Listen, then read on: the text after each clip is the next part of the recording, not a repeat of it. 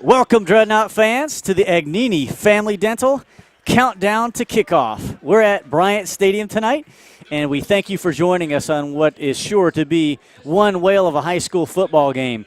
We're here in pregame, and I was not here last week, so I am excited to be back here up in the broadcasting booth. And Jeff is caught in a little bit of traffic. He'll be joining us shortly. He's on his way from the Tampa area, so he'll be hopefully up to join us for the last part of pregame. It is senior night here today at Bryant Stadium, Bill Castle Field, and that's what you'll see going on behind us. The various squads and football team, band, cheerleaders, those members that have kind of proven themselves and put in a lot of practice all through those seasons are now just getting a little bit of honoring to walk out with their parents and their guardians, and it's a great night here at Bryant Stadium. A beautiful fall evening, no rain in sight whatsoever. We've had cool breezes slowly filter into the Central Florida area. I wouldn't say cool, but cooler than we've had, so it's going to be a beautiful evening here for senior night. We got a good one, like we said, the South Broward Bulldogs coming in here at a 4-4 record against the Knots, of course, 7-0, a healthy 7-0 undefeated record in the regular season. Don't let this 4-4 kind of thing throw you off, because every coach will tell you that we talk to throughout the week, this could in fact be the Lakeland Dreadnots' toughest test that we've had all season. So we know when these teams come in from this area, they can certainly, even though they're kind of in the middle of the pack for their division, they can be tough to deal with, and we'll talk a little bit about that as we go through the pregame. Just to talk a little bit about last week, again, I was not here. What I can tell you and what I know to be true is that I was having several people kind of tag me on the scores, and I was trying to kind of keep tabs of what was going on, and sure enough, the Dreadnoughts, not really uncharacteristically, they kind of have been known to come out slow and at a slow pace. So a little bit of concern there against Winter Haven last week on that great homecoming win, ultimately prevailing 55-7 against the Blue Devils. But started out slow, as I mentioned. 7-7 was the score at the end of the first quarter. As they kind of started to finally get things going, the Knots are known to be kind of that third quarter team, and then they just started to pile it on. The defense held, and the Knot offense took over in a big way. Every time I went to check my text, it was 7 points, 7 points. I wasn't sure whether I was looking at the last score or the one that just happened. That's how rapid they were coming in succession in that third quarter. So the Knots had a great homecoming and celebrated that, and now a little bit of a difference. Now, if we just look at some general observations throughout the season so far, again, we mentioned the Knots are 7-0, and they've had 3 games that they've scored more than 50 points, and they've had another 3 games that they've scored either more than 40 or 39 points one time, so just let's call that 40 points. So the offense certainly doing their job here this season and getting in the flow, a lot of skilled people, a lot of different players scoring for the Knots. And that was certainly the case last week. So, like I said, to wrap up kind of last week, don't have a lot of individual details, but knowing the Knots, it was certainly one of those team efforts, and as I was looking at the scoring, it came fast and furious from a variety of different players. Hopefully the Knots can keep that going tonight. It's going to be a little bit tougher, though, against this very talented 7 defensive front, very aggressive for the Bulldogs. And as a matter of fact, what may be the offense for the Knots' biggest test, as we said earlier. So that's kind of looking back last week. We'd like to, of course, thank Agnini Family Dental and Dr. Mike, Dr. Matthew, and Dr. Drew. They all work extremely hard to bring you the utmost in dental care and services, and certainly go check them out. And Jeff usually has a good Agnini story for us, and like I said, he'll hopefully be joining us very shortly as we continue to have the senior night celebration in back of me. We're going to have a little bit of an abbreviated pregame here, and again, let's take a brief timeout right now, and then I'll come back and set the table for you a little bit on tonight's action. So stay with us. We'll be right back. Agnini Family Dental truly is a family of doctors. We strive to give our patients a patient-first dental experience. Our goal at Agnini Family Dental is to provide our patients with the highest level of comprehensive dental care and prevention. Every member of our team promises to put the needs and concerns of every patient first in every aspect of their dental care. Our family of doctors take a tooth-conservative approach to restorative dentistry with a special focus on sedation dentistry, implant dentistry, and orthodontics. Call to schedule your appointment today and let our family of doctors change the way you look at dentistry. Welcome back up to the broadcasting booth here with me, Tim Conti, and the Lakeland High School webcast. Friday Night Live, being brought to you by Barrett Creative, and then sponsoring, of course, the pregame show is Agnini Family Dental, and they also sponsor our postgame show. We'd like to thank Dukes, though, for coming in tonight here in the press box and bringing us a great spread of food. So they did a fantastic job. We just like to say thank you to those folks at Dukes and check them out. Got wings, got great food all around the board. So, again, as we talked about, the South Broward Bulldogs coming in here with a 4-4, a little bit of a deceiving record, perhaps.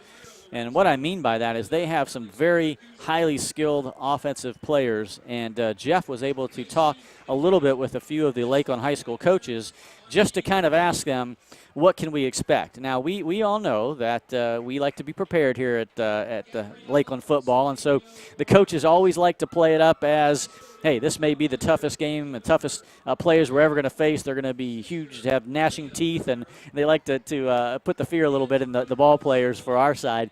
But I think it's probably warranted in some respects this time. As we kind of look at some of the top players, Tavares Edwards, who is the quarterback for South Broward, came in 3 games ago. So he actually was not the starting quarterback in the regular season. He took over 3 games ago. Super fast player, very athletic. And the thing that's so deceiving about him is he can run and scramble, but he can get the ball downfield. He can throw the long ball. So that's something that the defense for the Knots are going to really have to just watch him very carefully, obviously, to not let him out of the pocket and certainly not let him set his feet and throw it downfield. So that means the cornerbacks for the Knots are also going to have to be very patient and hold their coverages all the way downfield, because that could be a danger. So that's something to watch out for. They're a very talented quarterback, again, to Jarvis Edwards. And as we look at the number 1 running back, Jeremiah Coleman, also, again, a very highly skilled running back for South Broward. They have a top receiver who's a little bit tricky. He's number 4, Wayne Parrish. And Wayne lines up not only, obviously, in the wide receiver slot, but he also switches off, and he'll pop up at the tight end position, and he runs a lot of just solid short to mid-term routes. And the defense, again, is going to have their hands full. He'll keep the linebackers in check as well.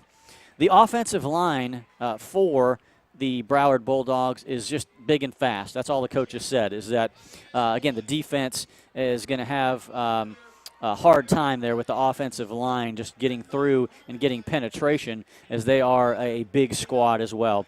So on defense, what to expect from the South Broward Bulldogs? They are very physical. As I said, they run that 7-man front, and they are not afraid to blitz. As a matter of fact, they're going to do it consistently, and they're going to do it often. So this is where the coaches said we will not have experienced all season long the pressure that we're going to get on the defensive side of the ball from this aggressive 7-man front. So that's something to watch for. Can our offensive line somewhat match that in the trenches? That's often where these battles are won. You get deep down in those trenches, and if we can let our skilled players have some gaps, we know what they can do if you just leave them a little seam. But a very talented, again, physical front 7 that will keep on blitzing the entire night long. So what are the keys to the game? As we asked the coaches, they said this is one of those that, now you could probably say this for every game, but this in particular, we're going to have to play just about as mistake-free as we can play. We're going to have to stay very low, obviously, on penalty yards. They said one of the determining factors certainly could be turnovers, which can always play a part in a close game. Remain to be seen if this is going to be a big offensive performance for the Knots again, or if, in fact, it will be a tight scoring ball game and come down to one of those kind of field goal kind of scenarios. So no turnovers, low penalties, and mistake-free is what we're going to have to do as a ball club tonight. And also, our offense is going to need to keep ball control. So they said with their a very aggressive defense, we would like to see maybe perhaps some sustained drives from our offense tonight, and Kavaris Thomas and company, and just take some time off the clock, keep the defense off the field a little bit as well, and keep them rested. So we'll look for those sustained drives with a payoff at the end with some points on the board. Again, taking a little bit extra time tonight. We are senior night, and again, they get everyone across the field, and rightfully so. They get to mention everyone's names. And we're going to go ahead and take another brief timeout and be back with you here to wrap up our pregame show as we get ready for the Bulldogs versus the Dreadnots here at Bryant Stadium. Stay with us.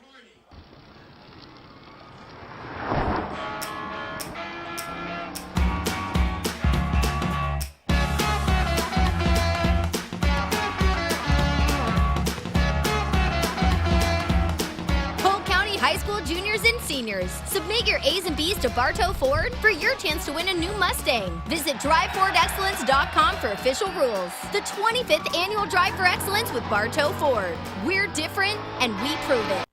Why buy at Regal Chevrolet in Lakeland? We're family owned, serving Central Florida for 40 years with a new facility, including a new service department, exceptional service from a staff that gets it right the first time, a clean, comfortable customer lounge, and over 20 acres of our $8 million inventory, all priced to move. Last chance for model year-end savings. Shop online 24/7. Plus, we'll even deliver to your home or office. Trust Regal Chevrolet in Lakeland.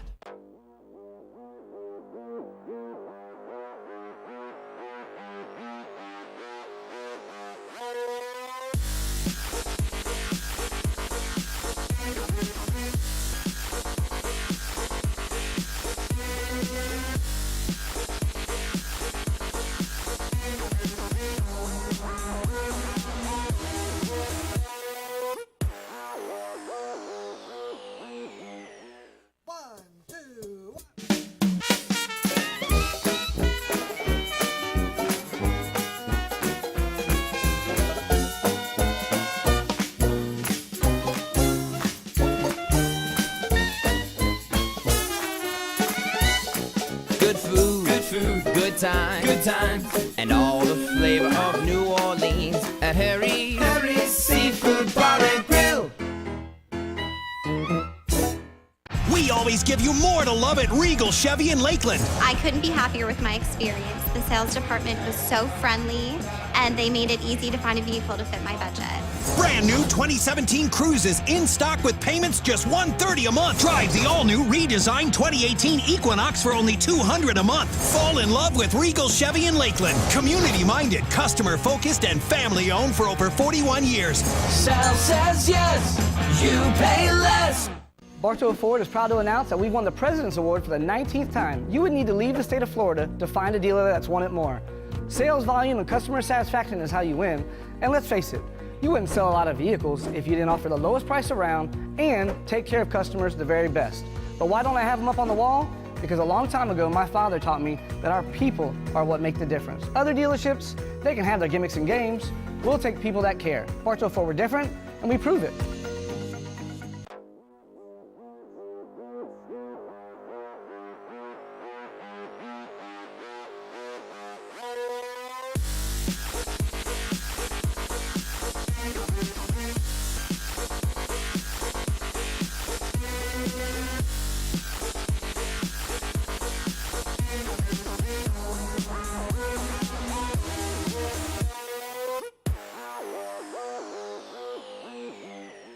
A warranty with unlimited miles. Regal Kia in Lakeland is Central Florida's only family-owned dealership to offer a lifetime warranty on every new Kia sold for as long as you own your vehicle. Regal is Lakeland's volume Kia dealer with over 250 new Kias available. Online at regalkia.com. We offer a family buying experience in our spacious new facility and exceptional service with pickup and delivery after the sale. Serving Central Florida for 40 years. See why so many people trust Regal Kia next to Lakeland High School.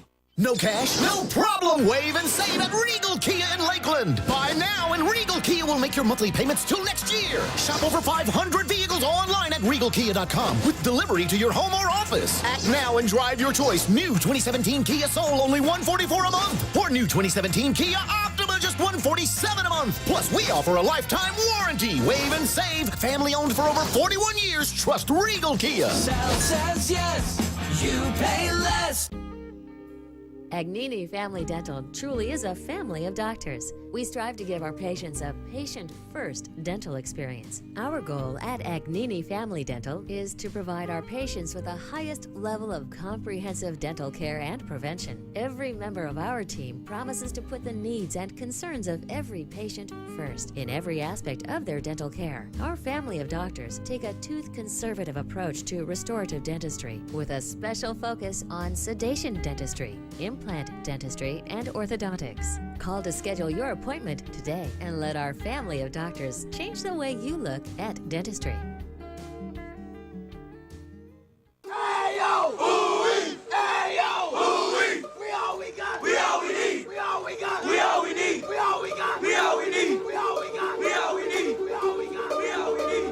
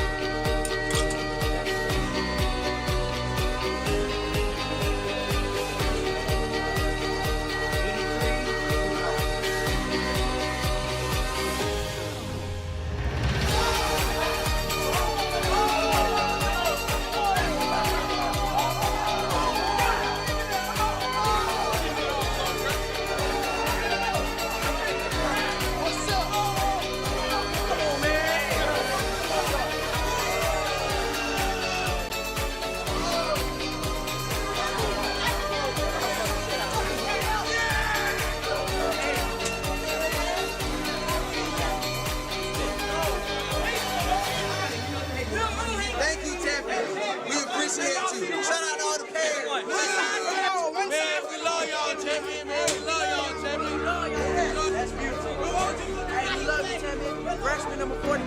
Thank you, champion. Thank you, champion. Thank you.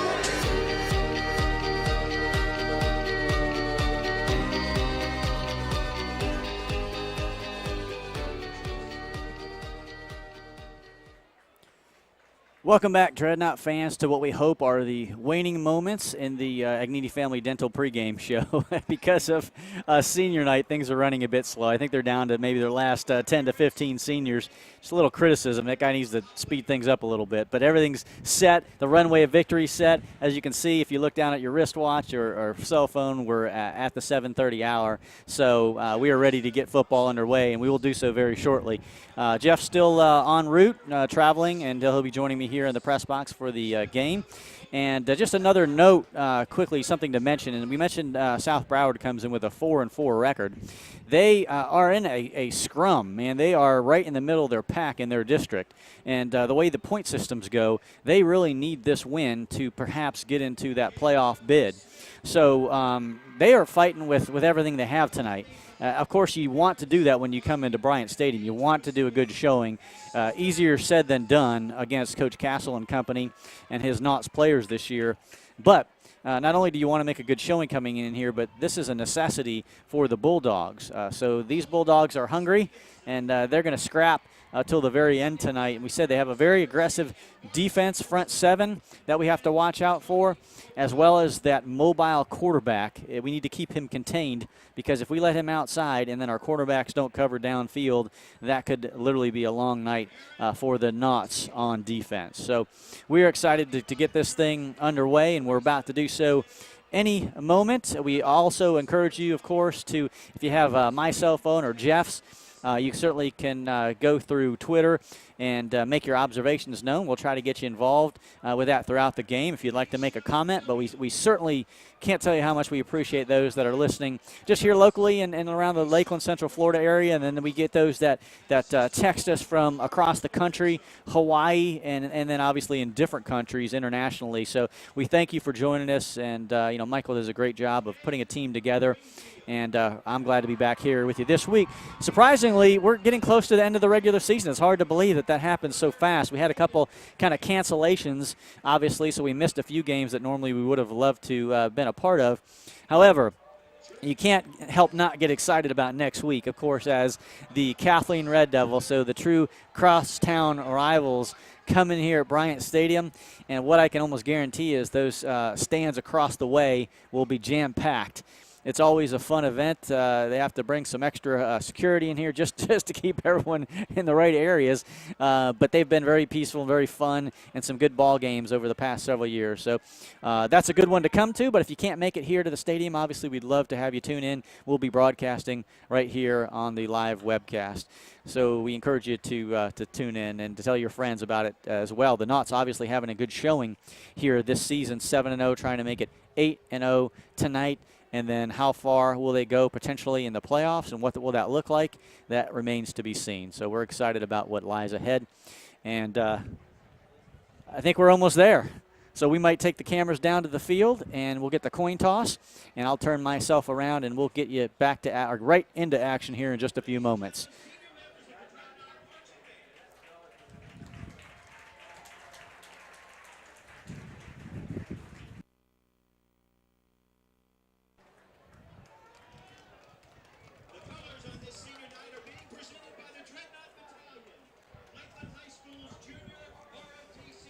See the junior ROTC cadets coming out presenting the colors.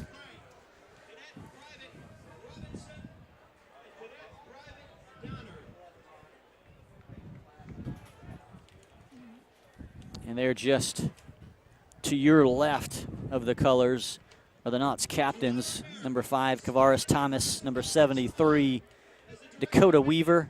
Number 2, Jaquarius Smith. And number 21, Mr. Robert Madden. Here's our national anthem.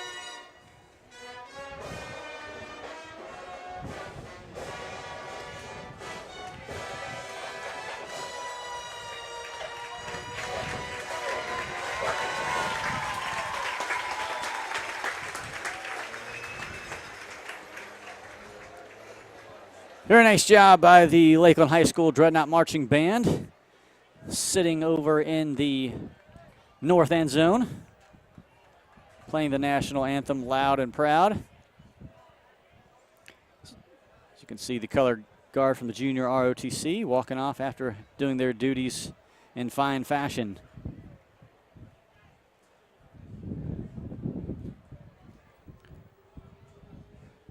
As is customary here at Bryant Stadium on senior night, you have 4 captains, but honorary, the entire senior class plays as captains behind.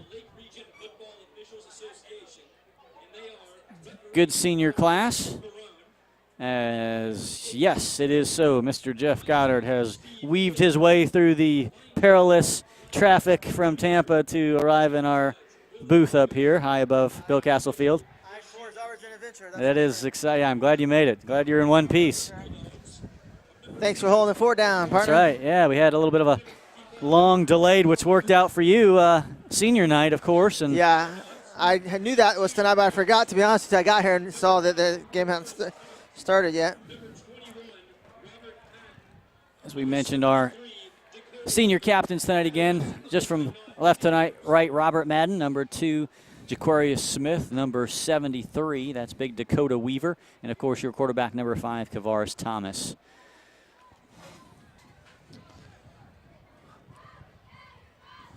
As expected, let's see.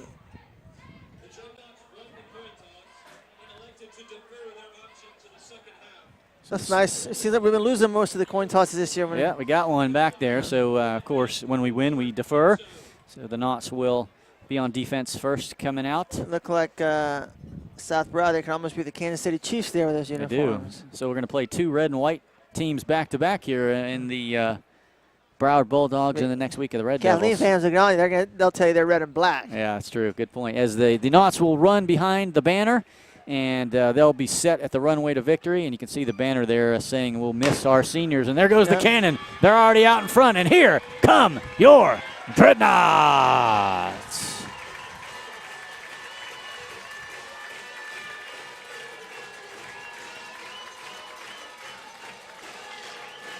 We can only say that one more time in the regular season. That's right.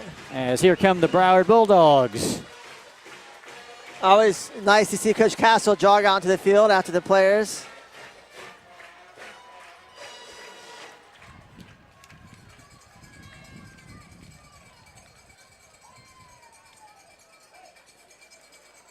I'd like to thank again Duke's Brewhouse one more time for being the press box sponsor tonight. Duke's is located on South Florida Avenue in the old Rib Crib building.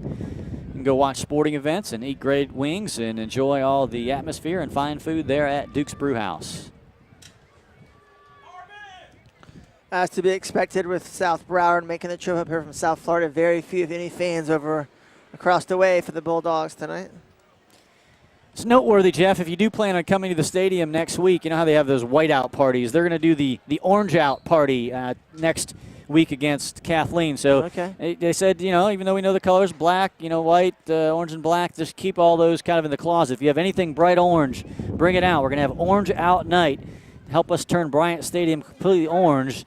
So get those shirts, those pom-poms, whatever you have orange, and bring it to the stadium. Answers the question of what shirts we'll be wearing next week. That's a good fit, good timing. You get the black shirts on tonight, and we'll be in our orange. Now I got to find some orange pants, maybe. I always like to wear orange for Kathleen, you know, because their colors are always the red and black, and I don't like to wear the black shirts. Wind's blowing pretty good here in the press box. Let's see, it's blowing kind of east to west right in our face off Lake Parker tonight. As Jesse Williams, number 13, has been a weapon, to say the least, here this season. He's going to get things underway right now. End over end, good high kick right at the 1. It's going to be returnable at the very last spot it possibly could. Nice play on special teams, rifling in there, number 26, I think that was. What a fantastic job by Jason Hampton with the stellar special teams tackle. And actually sometimes works out good when you kick in. They have to catch right at the 1 like that. And then you have to return it. And as you see now, they're going to start on the 12 or 13-yard line. Can't run if you grab their legs, Jeff. He just wrapped up his leg and couldn't go anywhere. That was good special teams tackle by Hampton. 11:57 just underway. Thanks for joining us here on a senior night at Bryant Stadium. Beautiful evening. As their quarterback, we told you in the pregame, there's some early movement on. That'll be... That's a big boy there, number 78. Well, as you said, and we brought to them that the offensive line is big and fast. So the defense is going to have to find little ways around those big bodies. And there is movement on the Bulldogs, so it'll push them back 5 first and 15. Did you show that scouting report in the pregame show from Coach Harvin? I did. It's like we're playing Alabama tonight. Yeah, they're big old boys, as is pretty customary from down in that area. So 1st and 15 now for the Bulldogs. Adderley hands off the right side. Number 1 has the carry pushed out of bounds after about a 3 or 4 yard gain. Jeremiah Coleman, the short gain. The one thing Coach Hartman did say, he said, I guess it's just kind of gamesmanship, but he said that they do kind of switch their jersey number somewhat. So we'll call based on what we have on the roster. We could be calling the wrong names tonight, but so we think that's Adderley now, quarterback. We'll call based on what we have here. We're not real sure. So that might have been a different name from what I even told them in the pregame. So maybe they switched stuff up, particularly to play against the Knots. It's hard to say, but we'll do our best. You will There should notice be some kind of rule against that. You should have to have the same numbers or provide the numbers to accurate roster to the team. It's kind of strong eye formation for the Bulldogs. 2 wide receivers out. Number 2 spread out to this near side. For Jarvis Edwards, who is the one that we thought was maybe going to be playing quarterback. Another penalty, I guess. They're going to say maybe on the Knots. Offsides. I have to tell you, it smells kind of like a barbecue up here. You smell that? It does. They got smells pretty nice. Blowing in the jamming smells up here. That might be from the way the wind's blowing all the way from the concession stand over there. So back and forth on the penalties this far with a few gains. We've only run 1 successful play. 2nd down, 8 now for the Bulldogs. Coming up as Adderley has 2 wide receivers. Handoff left side, straight up the middle. Coleman turns back in and picks up a few yards. Not a lot of room there, but I do like the way Coleman hit the hole very hard and fast. No dancing around there at all for the senior running back for the Bulldogs. First 3rd down conversion attempt for either squad tonight. On a 3rd and 4, what will the Bulldogs come up with? I love that commercial, the running of the Bulldogs that they have. Reminds me of that as Adderley spreads the field, 1 wide receiver each side. Fake handoff, rolls out left side, looking, good coverage. He's going to be sacked hard back inside the 5-yard line, down at the 4. Slamma-jamma defense right there by the Knots. They held up Adderley, and he had nowhere to go. Great coverage downfield for a big loss on 3rd down. Latrell Jean, I believe that was Trey Huntley. Jean and Huntley combined for make that sack. That was a hard play to make there for Adderley rolling to his left. They didn't have anybody open, so he really had no choice but to eat that.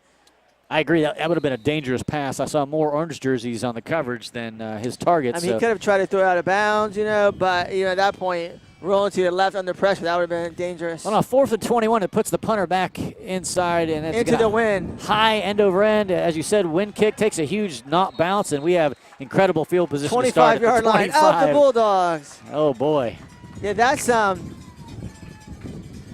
week, Tim, I don't know if you got to watch any of the webcasts up in North Carolina, but the same issue last week with Winter Haven. Their punter was really struggling, and they were into the wind the 2nd and the 3rd quarter. And that was definitely a big part of last week's game as well. Was surprised, obviously looking at the end score last week, how the Knots kind of got off to that slow start, but I guess just kind of took them a while to figure things out.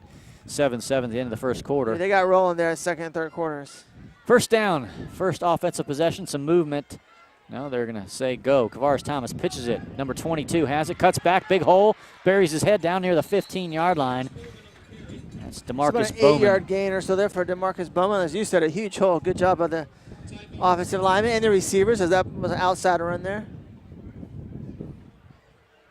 DeMarcus had a open lane. The good I'd say it was 2 bowling alleys wide as he first entered the hole. Converged there around the 15, but a nice gain of 8 on 1st down. 2nd and 2, takes some pressure off and opens up the playbook for Kavaris Thomas with a strong eye.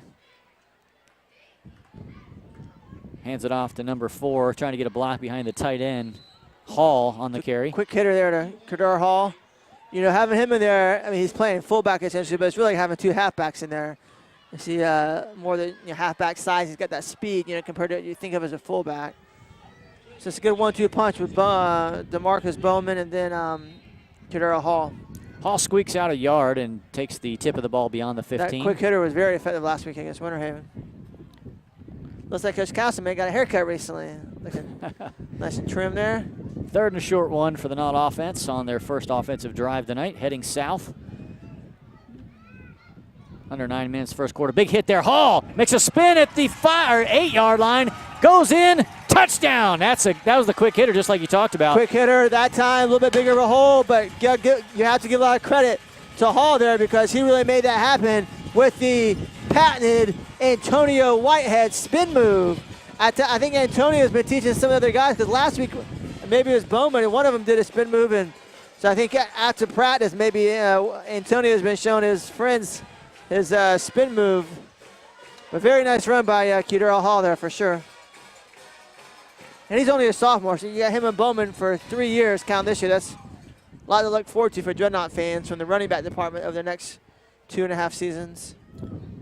Knott offense takes advantage of the great field position on the first possession, and Williams set to tack on the extra point. He does so nicely. 7-0, the Knots. That's as easy of a touchdown drive as you can get. Taking it over at the opponent's 25-yard line, three runs, and you got 7 points. Knott's taking the early lead. We'll take a brief timeout and be right back with you here at Bryant Stadium on senior night.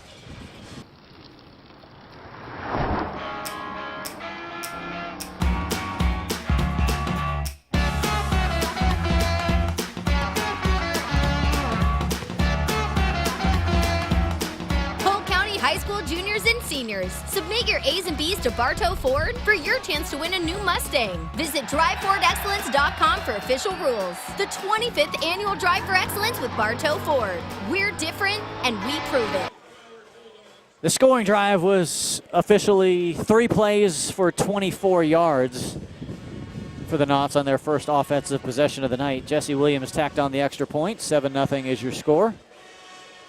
Thank you again for joining us here on a beautiful mid-late October fall evening as Jesse just wallops that one. That's going to hit the no return this time. The signs back there. Yeah, I don't think Jesse liked the fact that last one was returned, even though they only came out to the 12-yard line. It's actually very effective, yeah. See if Adderley still is going to come out at the quarterback position. We weren't sure if it was going to be him or Jarvis Edwards, but looks like right now number 7 is still in there.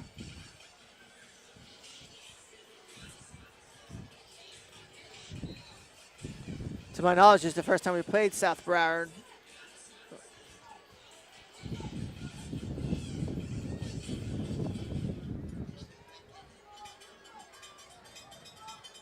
They've got some size, but can they use it effectively against the Knott defense, or will the Knott defensive front be able to continue putting pressure on? Number 1, Coleman again gets it off the right side. No go there, a loss of 3 yards.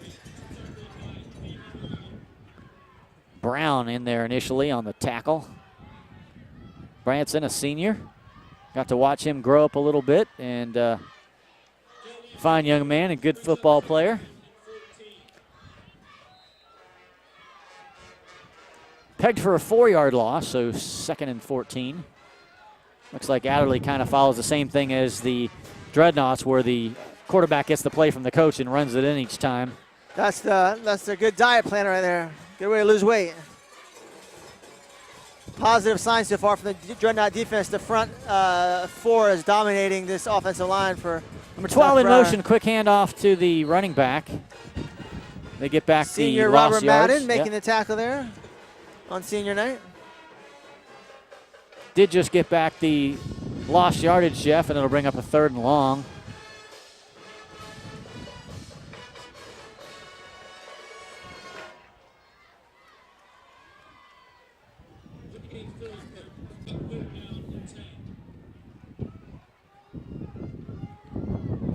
Third and 10. So Adderley's going to work out of the shotgun and spread the field wide. 3 to the near side this time, loading it up. Jumping Knotts, and he couldn't hold himself. He tried to get back, and he fell over. It's a good way to increase your odds of getting a 3rd down conversion. Go from 3rd and 10 to 3rd and 5. Actually, the normal tight end we see on offense, Keon Zipper, number 9, actually out there. Yeah, he playing played quite a bit on defensive tight last end. week. Yeah. Defensive end, rather. Yeah, we talked about that. We noticed that last week. He actually made several good plays last week on defense. So 3rd and 5, an easy 5 for the Bulldogs, makes their play perhaps a little bit easier. Quarterback's going to keep it straight up the middle. He gets spun around, still on his feet, trying to get the marker. It's going to be close. I don't think he got there. He didn't get it. He kind of got spun sideways on the tackle. If he had fallen forward, he might would have gotten it. Yeah, that was designed quarterback draw there. And it should have been for about a 1 yard gain, but then he broke the tackle, but it looks like he's still going to be a little bit short. Coach for the Bulldogs visibly upset at the fact that he didn't fall forward. After that last punt, I don't think I punt here. If you got like what, 4th and a yard or less than a yard, why not go for it? Seriously, I mean, it's another 20-yard, 15, 20-yard punt. I mean, you know, I would go for it. Maybe he's the coach is talking it over. Water breaks. This actually give them a chance to think about it as a water break. I will not be surprised if the Bulldogs change their mind here. Yeah, they're going to chat about it. Certainly risk versus reward in this circumstance. The not defense. That's a good way to put it, Tim. Risk versus reward. And your reward, if your reward is most likely going to be like a 20-yard punt, you know, I'd go for it. Although it looks like maybe the wind has died down a little bit compared to the first punt, so you might be able to get a better punt off. So.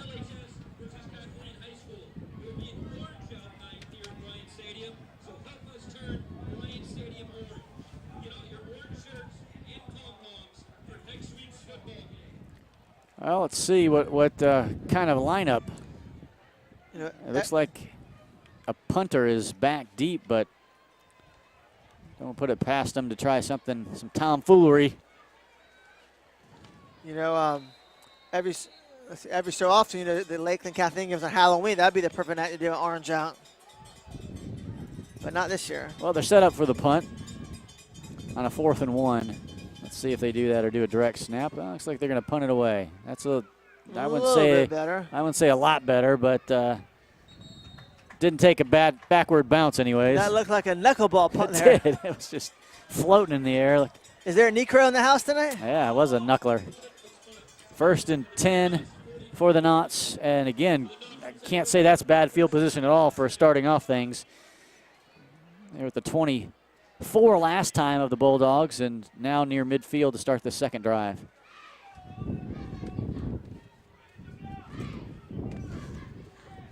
Thomas jots in. Big baseball game tonight, Tim. Yankees and Astros game 6. Ooh. I haven't even been keeping up. Who's leading that series? Yankees up 3-2. The home team's won all 5 games. Oh, so Houston's got to win both back in Houston this weekend. Of course, the Dodgers clinched last night, beat the Cubs, going to the World Series. First time in 29 years. Thomas handed off Bowman. Bowman gets to the outside, looking for a block. Good job, cuts back at the 45 of the Bulldogs. About 11 yards, a Dreadnought first down. Very patient run there by Bowman, following his blocking. Number 20 tried to strip the ball at the end, but the ref ruled him down.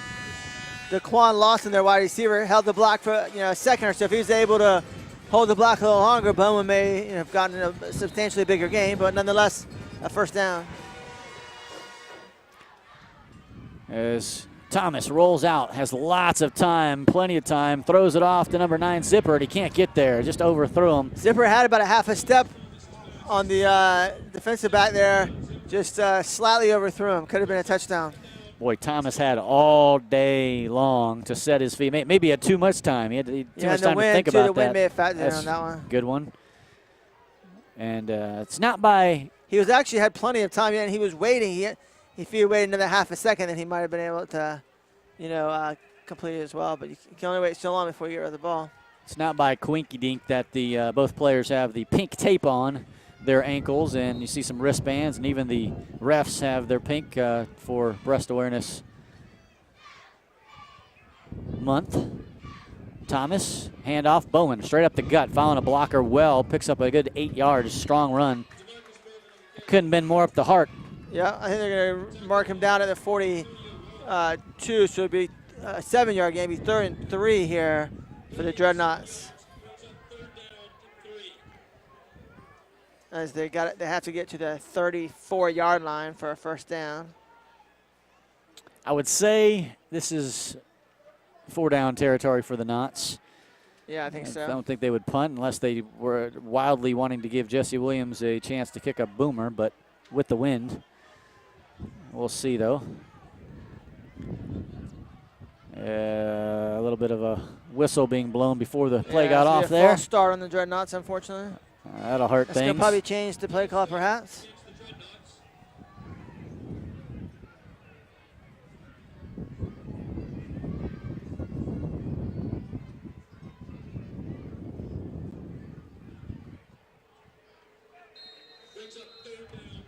So 3rd and long now from a 3rd and very manageable 3. As Jeff said, probably the play is going to be changed by Castle. A little bit. And he's going to send Daquan Lawson out far to the left. 2 wide receivers split each side and then rolls out to that side, looking over the middle, way overthrown. That again, I don't know if it's that wind or just he's off the mark tonight. Looking for Keon Zipperer.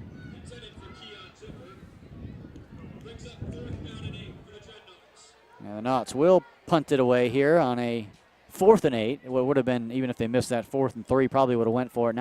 Not chancing it here on a 4th and 8. Thanks. Yeah, that penalty ended up being a big play there. Great chance of converting a 3rd and 3, but due to the penalty, Lakeland will be forced to punt here. Missed opportunity there for the Knots. A couple open wide receivers as Jesse took a long time to kind of punt that. Maybe not happy with that result at all. That's not a good punt from him. I think he actually took too long on that. He overthought it, tried to get cutesy and kind of get it in there tight and just. Does he our normal punter? I thought somebody else normally punts. I'm not sure on a shorter punt. Maybe they let him try to sneak it in there in the 10. I could see him thinking. I could see his brain working like, I'm going to try to get this right down, and just muffed it a bit. I think that's going to go in the books for only being a 18-yard punt. It's tough with this win.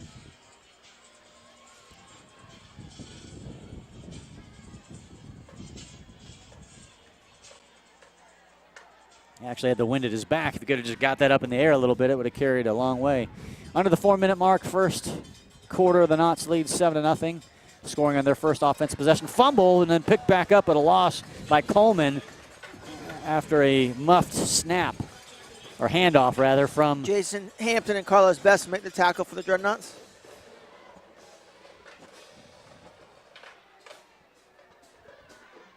So the Bulldogs making it very difficult on themselves on a 2nd and 16 now.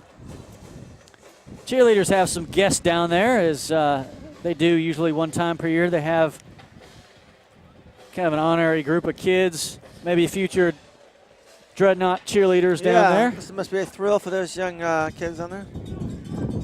2nd and 16 now after the missed handoff. Good rollout, but nothing doing. What a great defensive play. The Knots were bringing some pressure, and a host of Knots. It's a great individual effort there by A.J. Thomas. Saw a bunch of them in there. Hampton in there also. But yeah, 23 there. He was definitely the first A.J. man first in there. He's been getting some more playing time as the season's evolved. We've been calling his name here the last couple games. The Bulldogs just going backwards. Yeah. They might be punting from their end zone again if Dreadnoughts can get a good 3rd down play here on defense. That was a well-designed play. I mean, it looked like it was going to be good, but it was just blown up by Thomas there. Adderley, low snap, has to go off to the left side, and the defense is going to pull him down hard at about the 13. He took a hard hit on the shoulder. He's going to get up fine, but he's taking a beating back there. A trifecta of Dreadnought defenders combined to make that tackle as Lakeland pursuing the ball very well tonight on defense. Not quite in the end zone, but he's right there. His heels are tickling the end zone on the punt. Lakeland band sounding very good tonight.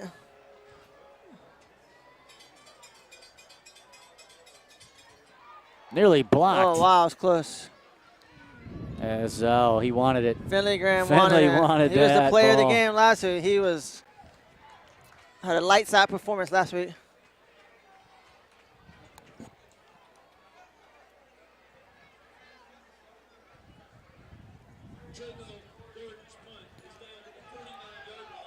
So right at midfield, actually sneaking inside the Bulldogs side of the field are the Knots.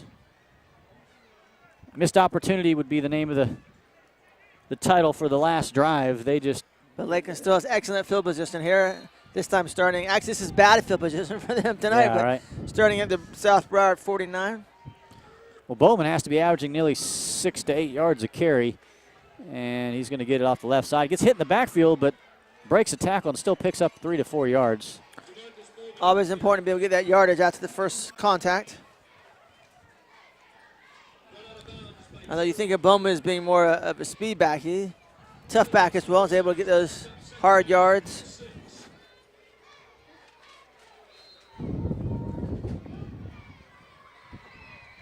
Bowman's going to check out. Hall comes in. We'll see if it's really maybe the wind affecting Kavaris on his throws. He's overthrown 2 receivers that were definitely open. He's going to roll out right side this time and does a flip shuttle pass to Hall.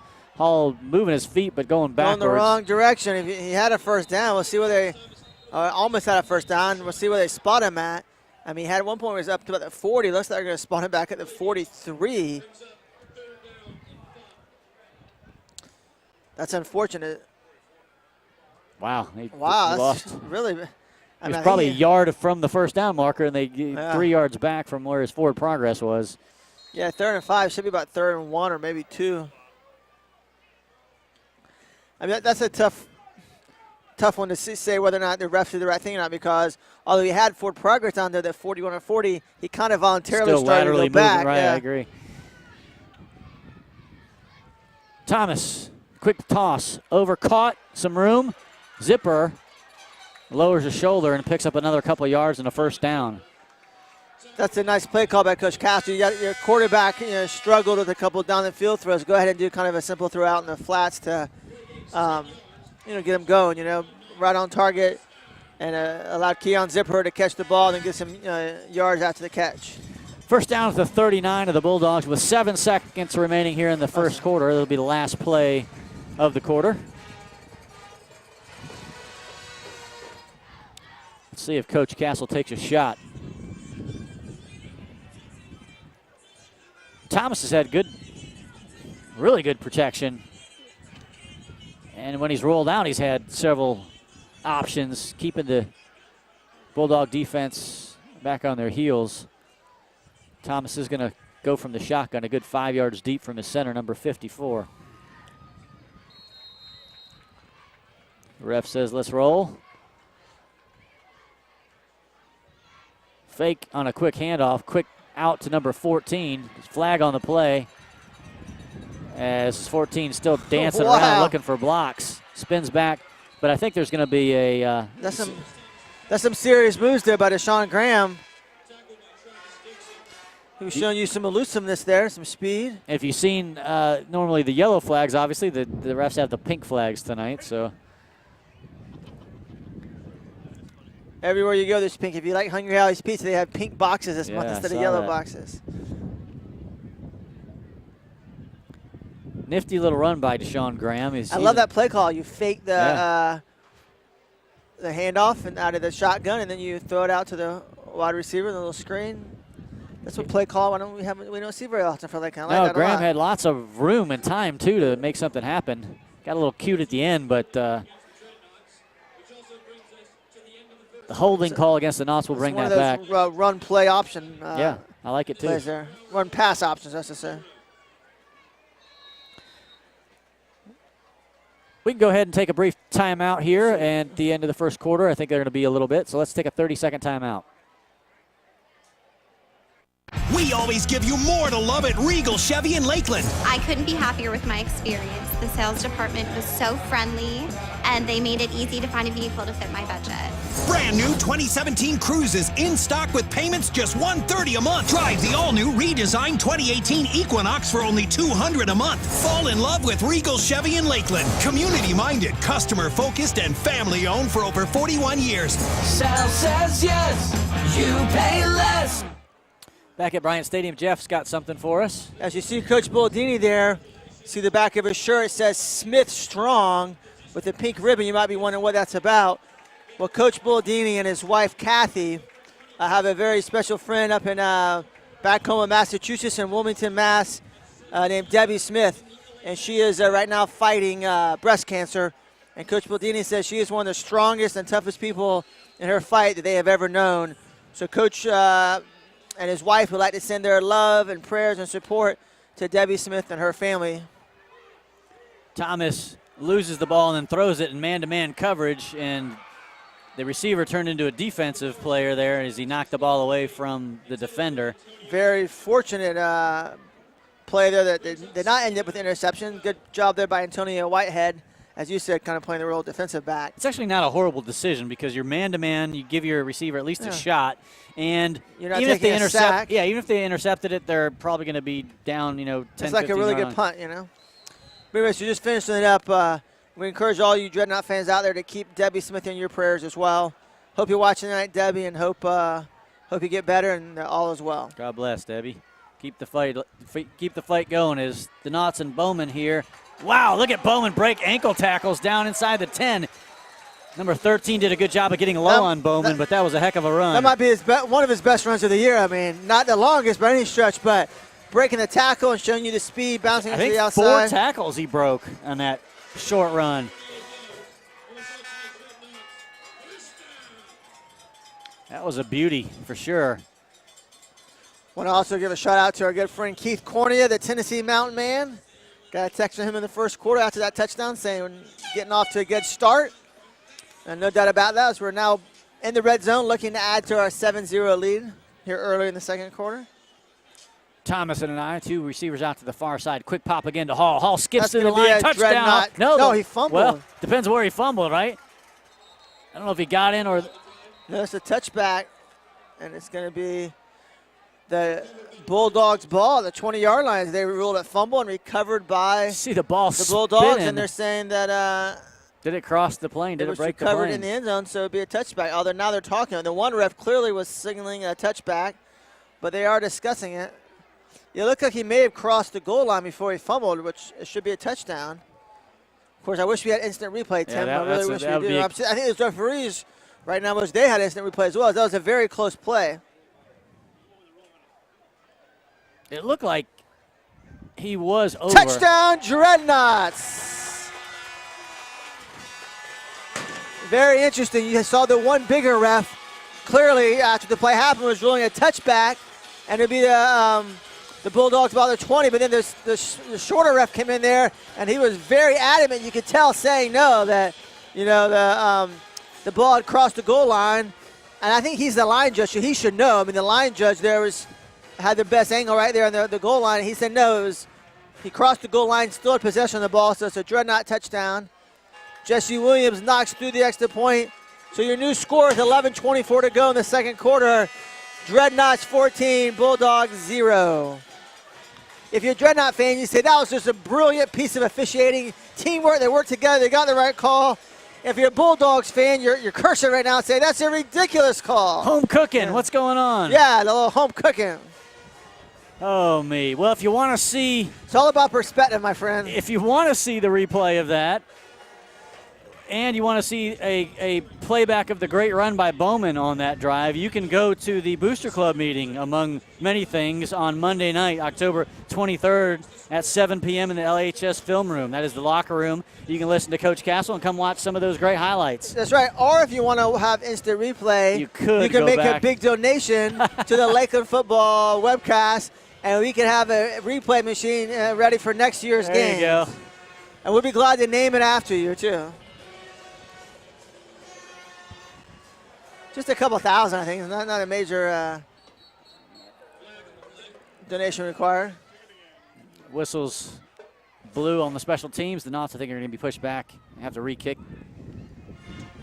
Tim, my brother Robbie brought up a good point. Do the Bulldogs have negative yardage right now on offense? I think they probably do. I would think so. If they're above 0, it's not by much.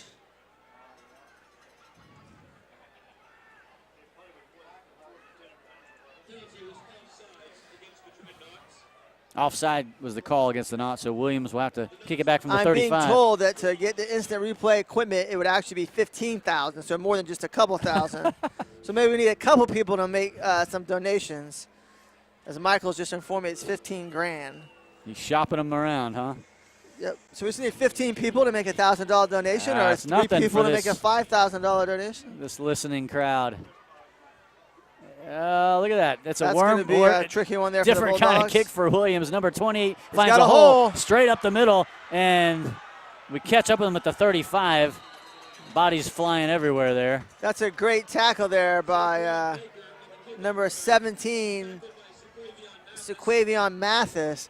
As the returner there had a hole there, and it looked like he might just only have Jesse Williams to beat. Jason gave it a try. Yeah, He tried. Well, he actually kind of slowed him down. He made him and turn and inside. it allowed Mathis to come and finish him off. I'll give him So that. good He teamwork, at least yeah. redirected him a little bit. Slowed him down just a hair. Good teamwork, absolutely. Also want to give a shout out to Chase Madden up at West Point. Said he's watching the game there. I'm assuming probably with his cousin George as well. And he says if Army wins tomorrow, they'll be bowl eligible for the 2nd year in a row. So now I think we have a new quarterback. As Adderley steps aside and lets number 5. Well, there's a fumble. Good hit right as the ball was being handed off. Either they were trying to fake the quick hitter or they were trying to do the quick hitter and the timing was off. I really couldn't tell what, but there was definitely something was off there just a little bit for the Bulldogs in that play. And it's a big loss of about 7 yards to be 2nd and 17 now for the Bulldogs. So TJ Smith is now number 5, the quarterback. Adderley is still in at the wide receiver position. And the Bulldogs continue to go backwards, and now they must have negative offensive yards. Tim, as Michael said, that's just 15 easy payments of $1,000 each. You might have the Barrett creative payment plan, too. We might be able to work something out. Direct deposit. We can figure something out. 2nd and 17 after the miscue on first down. Smith drops back, fires, overthrow. Oh, I thought that was going to be picked off. I thought it was going to go over his head, and Finley Graham was sitting right there. That was almost a gift wrap touchdown for Finley Graham. Finley's he was shaking his arm. He's like, oh, man, if he wouldn't have gotten his hand on that, I would have had 6 points. But if you're interested in making a donation for a replay system for the webcast, you can email me at jeff@lakelandfootball.com or Michael Barrett at michael@lakelandfootball.com, and we'll be happy to set up a lunch meeting and go over the details. We can even name it. I'll go as far as to say it could be the so-and-so's replay. The Keith Cornea replay. Keith Cornea replay. I like it. You could have your name forever entrenched in the webcast as Smith drops back, looking, has good coverage. Now he fires. Caught. Boy, nice little pass. Number 2 squibbles, and he gets a first down. I can't believe they pulled that off. He was awfully close to being on the line of scrimmage. I was waiting to see this was going to be a flag, but I do think he was about a yard or 2 behind it. But he was getting close as he started to scramble and saw an open man. That's actually a very good play. Tarjarvis Edwards was the final receiver that came up with it. He looks a little uncomfortable about there, but he's effective there on that play. Look at that. Looking nice in them glasses there. Agnini Family Dental. Did you talk about them on the Yeah, I did. Future so bright, got to wear shades even in the dentist office. Oh, yeah, got to protect the eyes there and the bright lights. You missed the update last week. I had my dentist appointment. I did get 2 cavities. I got to get them filled next month. Oh, no. You don't have to do that just so you have something to talk about, Jeff. You know that. Yeah. They take good care of you then. Was that? Yes. Michael just asked if we could hear him, but we could not earlier, Mr. Barrett, but Keith that was Cornea better. just texted me, LOL. No, Keith, we were being serious. There's nothing funny about that. Nah, just kidding.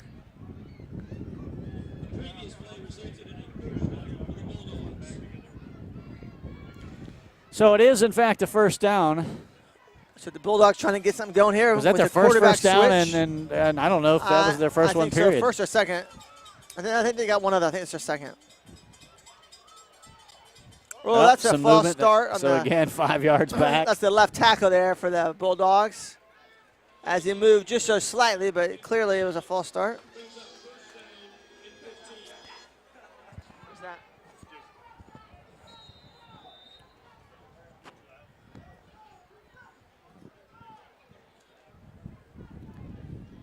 Smith trots back in after getting the play.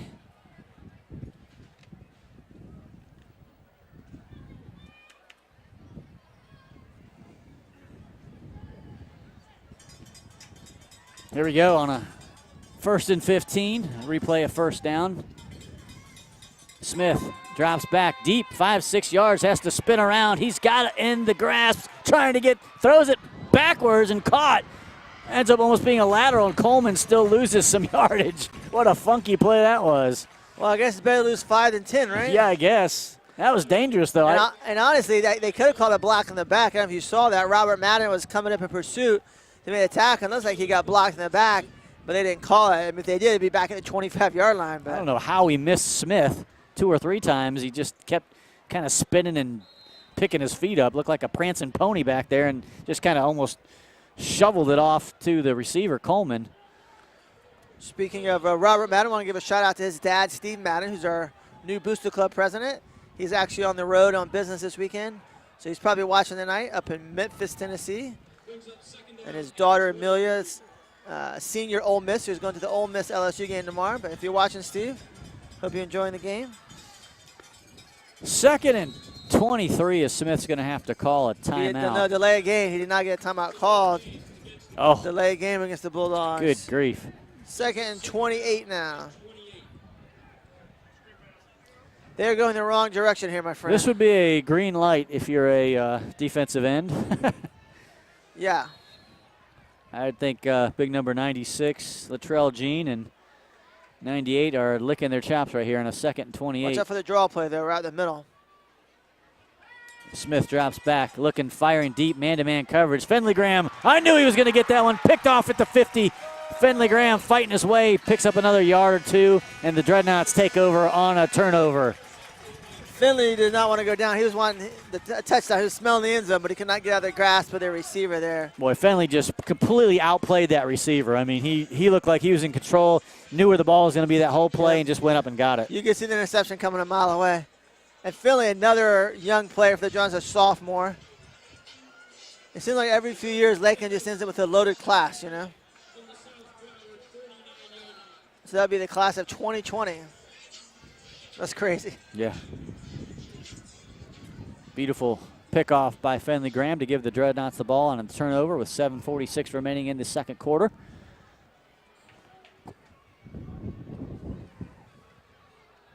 Once again, we got our starting field positions on their side of the field as we're at the 49-yard line of the Thomas looks Bulldogs. back for a quick pass. He's wide open. Wide open is Zipper, and he misses it. Oh, my goodness. Some John going on there. Great play fake there by. Yeah, it was. Thomas had that. Great play fake, and he had Zipper open, just slightly overthrew. But you get your hands on the ball, you got to come with that catch, I think. He's a big guy. He should have had that one. I'm getting some inside information, Tim. Got an inside scoop here. We sent South Broward to Fred's for the pregame meal today. That's a tactical advantage. Oh, wow. Load them up, man. Load them up at Fred's. They look a little slow out there. Unlimited cornbread. That'll weigh you down a little. That'll slow you down a little bit. Bowman gets it to the outside, gets a nice block, but number 4 comes up and makes a good tackle. Wayne Parrish. I think he laid out the cornbread. He looked like he had a light little step there. on it, yeah.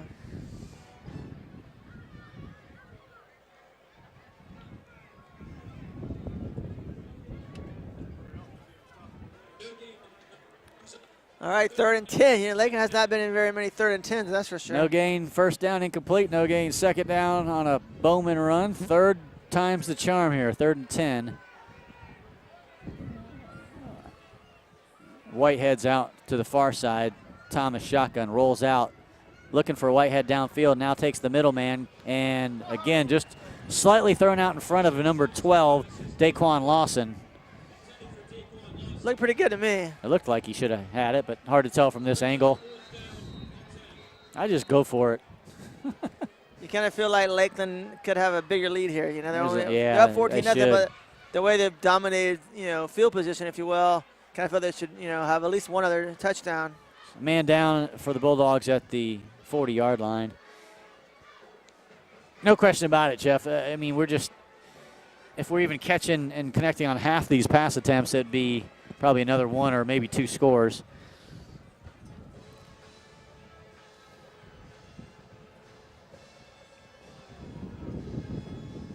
How's Kathleen doing this year? Do you know how their ball club looks?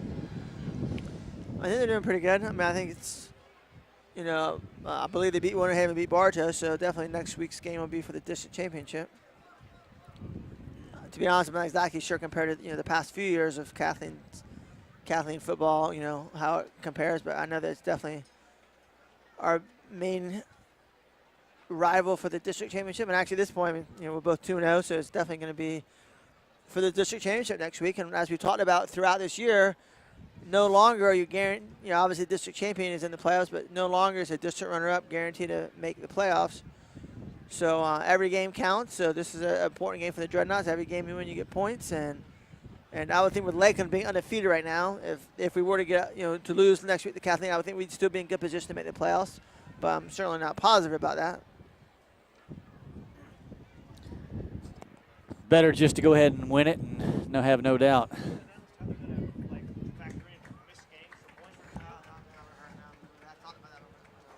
Number 40 is the injured player for the Bulldogs, Jamaris Coleman. It's a different Coleman than number 1. Could be Jeremiah and Jamaris, probably brothers, I would imagine.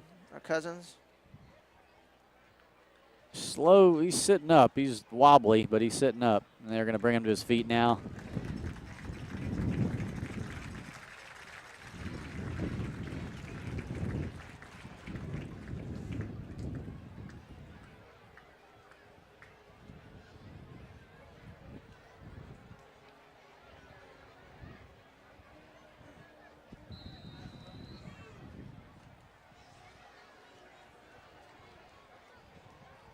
Jesse Williams trying to redeem himself on a punt, kicking into the wind, though. He'll be kicking at about the 40. That's, well, not long by any means, and goes out of bounds at around the 27, 28.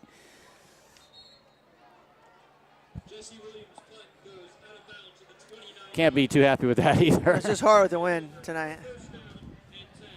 You know, honestly, I don't think it's really blowing like straight north or south. It's kind of a little funky wind there tonight. It's definitely a handful for these kickers. It doesn't make it very easy for the quarterbacks either. But it'll look nice for the flags at halftime. Yes, sir. They'll be waving away. Fluttering in the wind. Smith still in at quarterback. This is his second attempt. Quick handoff to number 8, who gets leveled right at the line. Crawford is the ball carrier. Got lit up. Jaquarius Smith. Trey Huntley. Yeah. Carlos Best, I think, was nearby. Robert Madden, about 3 or 4 of them. But I think Huntley and Smith were the primary tacklers. They do a good job of, you know, pursuing the ball, no doubt, gang tackling, whatever you want to call it. So we'll have our water break now here and for the second quarter. Anything for the Harry Seafood halftime show? Or? That's still in the works, my friend. Still in the works. It's a big crowd down there. There could be lots of potential candidates.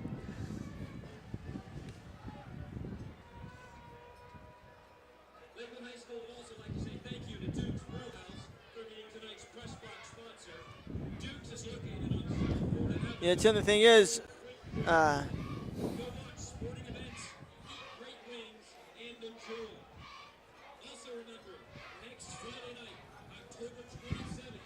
Tim, the thing is, you know, we feel like they should be up maybe 21-0 or whatever, 28, but yet we're one call reversal away from only being up 7-0, you know, because the second touchdown was, you know, had that fumble at the goal line. The call could have gone either way, but they initially ruled a touchback, which would have been, you know, ball at the 20 for the Bulldogs, but instead they overruled their initial referee, and it was a touchdown for the Dreadnots. Second down 11. Fires over to the sideline, a beautiful pass. And nice route and catch too there by number 11, Jermaine Hart. Smith and Hart looked on sync completely on that play. Ball was actually thrown before the receiver looked back, and that was just perfectly delivered right on his hands. For another nice first down for the Bulldogs. Well needed, trailing by 2 scores. And I don't know that they've tasted the Dreadnought side of the field. Smith's trying to rectify that as he drops back again, looks deep, throws it over as a screen to Coleman. Madden just missed him, and he got hit bouncing off Dreadnoughts, going backwards, and lost a few yards in the process. That's great. Once again, team tackling. Multiple guys hitting him, bringing him down, pushing him backwards. Coleman didn't give up, but neither did the defense. They kept reloading and kept different players And kept there is hitting a little them. bit of hot pink lingerie on the field. What? So I think this is going against the Bulldogs as they're talking to the Dreadnoughts right now. They want Robert Madden to come in and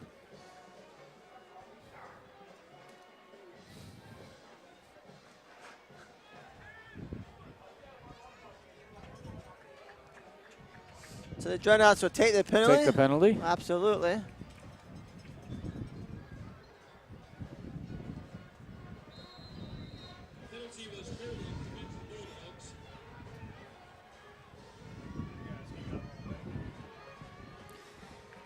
Got to be fun for these seniors.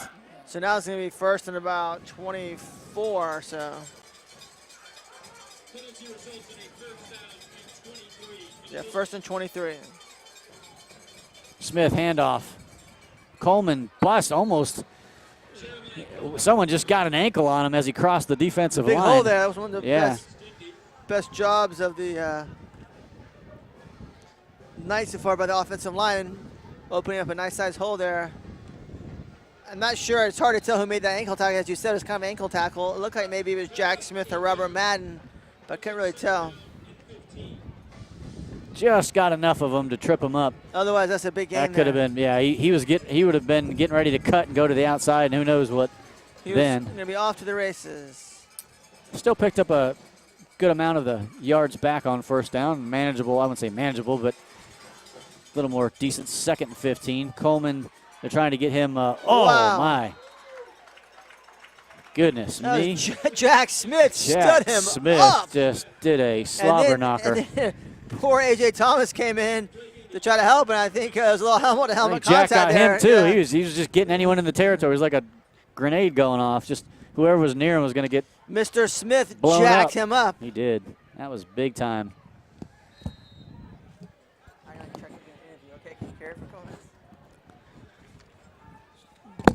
3:31 remaining in the second quarter. Jeff's going to actually run down and check out a potential halftime interview. So we'll carry you through here to the end of the first half. Smith, good snap, low, looking deep downfield, throws it, fires it, good looking ball. High goes Coleman and just missed. Could have had it. Actually, that was intended for Adderley, number 7. Went up and out jumped the Lakeland defender and had a chance to bring it down. I'm somewhat impressed by that last couple tosses by Smith. He's been on the target, and that one was a spiral about 30 yards in the air. Ouch, roughing the passer call against the Knots. That helps tremendously. That's an automatic first down, and that'll bring the ball up near midfield.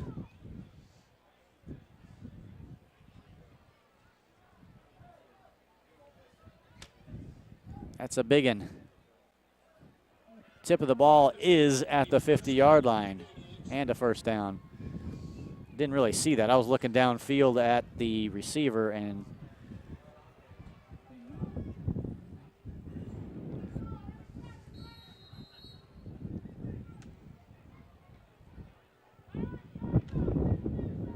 you can see where a few of their skill players can do some damage. Between Smith, Coleman, and Adderley, that's really their trifecta. Smith has a strong eye, but still spreads the field out. Hands off to Coleman, who dances and picks up 6 quick yards. Nice footwork by Coleman, number 1. Carlos Best on the tackle.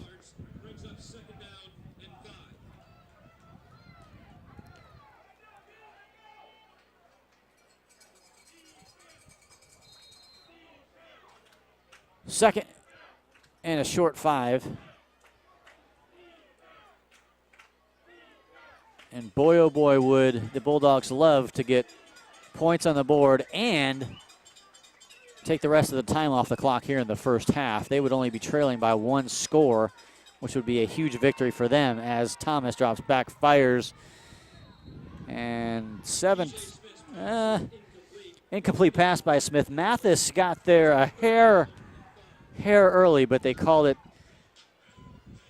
him playing on the ball. I should say a no call for defensive pass interference. They're going to let him go on that one. So that a little bit of a gift for the Knots on a now still 3rd and 5 for the Bulldogs. So it'll be a surprise for all of us if Jeff's able to wrangle up a halftime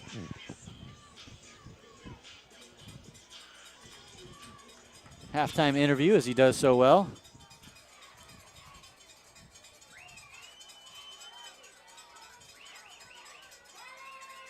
Pass all the way. Thomas fires man-to-man, has a man, and caught. And touchdown. Are you kidding me? Right behind the back of Fenley Graham. That one, he thought it was blocked down, and somehow the ball almost bounced around the shoulder of the defender and right into the hands of number 11. Yeah, whatever. I looked over and one of the guys said, whatever worked. Yeah, it worked. Jermaine Hart somehow came up with it and just easily walked in. The defenders gave up on it. They thought there was no way he caught that one.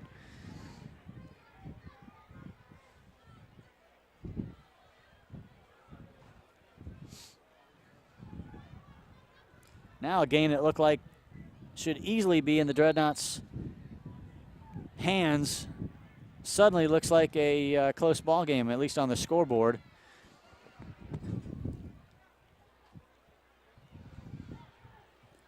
Guess what? That's all they go by. It's like golf. It doesn't matter if you hit a bad shot, but it ends up in a good position. That's good. That's a blocked extra point for the Knots. It's a good thing.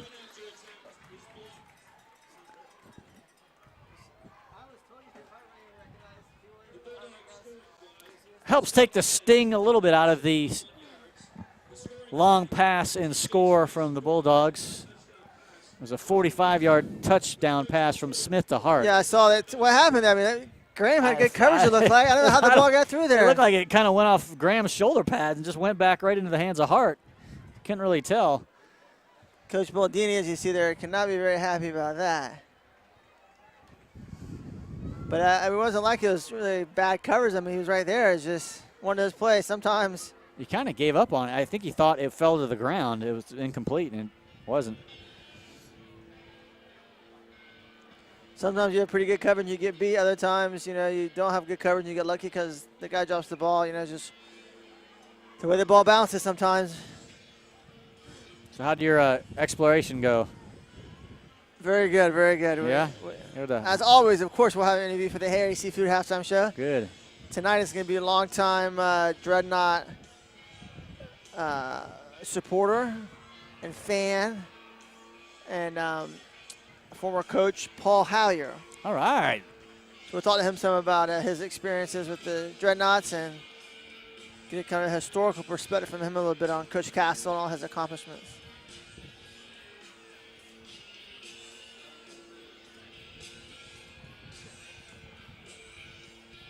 Tim, it seems like I keep on hearing a voice in my ear. I'm not sure if I'm hearing things or what's going on. It's like a annoying mosquito, but you can't quite hear you, Michael. It's very faint. There's a line drive kick. Yeah, it's going to go in the end zone. Knots will have 1:47 to try to make something happen here. We'll see if they just sit on it or Coach Castle tries to launch a few downfield.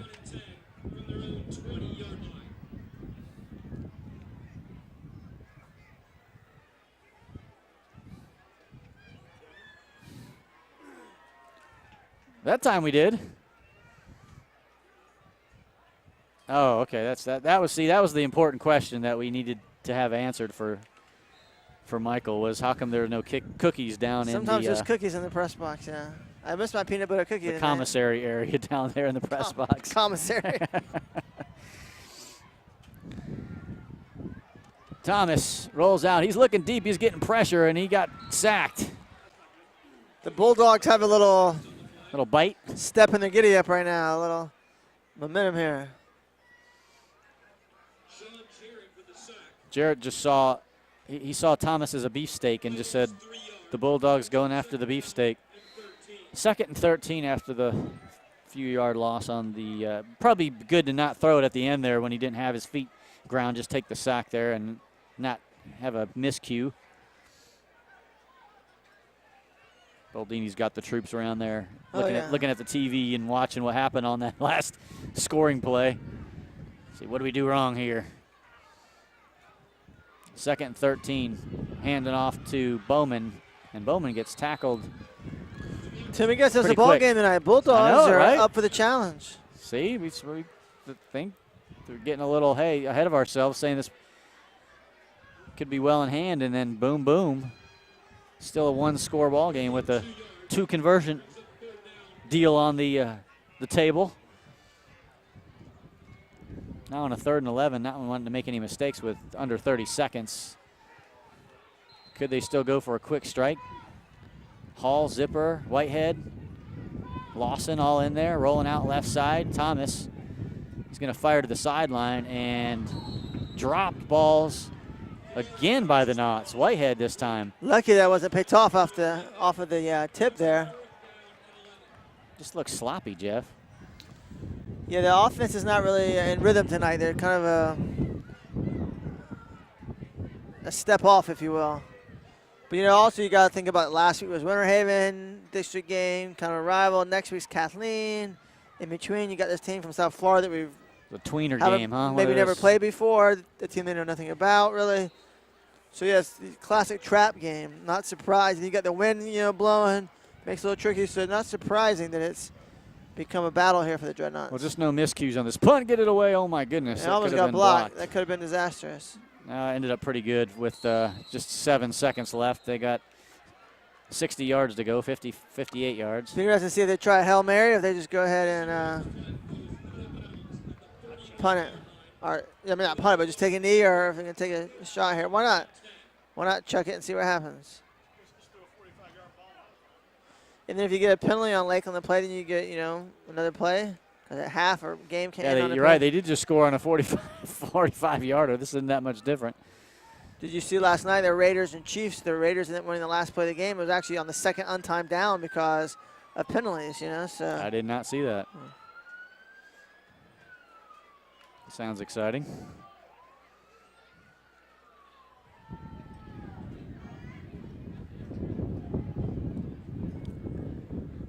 Well, why not go for it?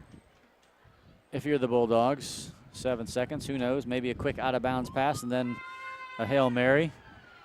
He's got an arm. He's going to roll out. He's being chased. He's going to just toss it out of bounds. Oh, he throws it over the middle of the field and caught by number 11, who's got a lot of room and only 1 or 2 men to beat. Time will run out, thankfully, with no score, but wow. Carlos Best, Robert Madden, looks like Branson Brown, several defenders make the tackle for Lakeland, but not before they put a little scare into the Dreadnought fans. Help their stats anyways. I'll tell you, I'm not really sure why they started Adderley. To be honest with you, quarterback, they've looked much better since they've Smith is, got number 5. Smith in the game. Yeah, he's looked much better.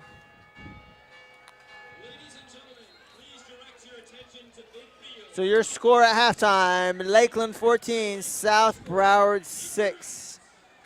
As we're now ready to get the Harry Seafood halftime show underway, the Anchorettes will be dancing there at midfield. We'll let you watch a little bit of that as we get set up for my interview with Paul Hallier here momentarily.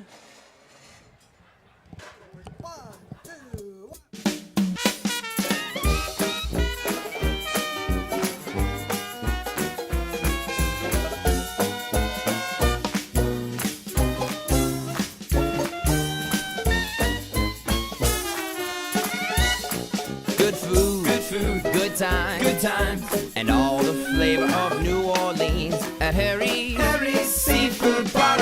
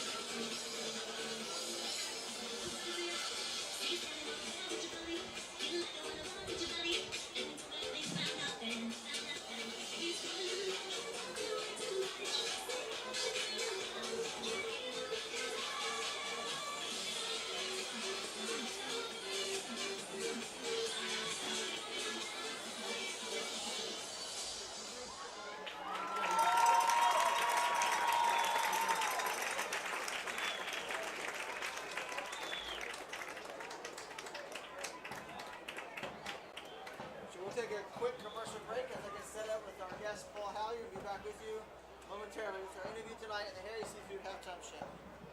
This is Bruce Lieber, Mr. Club.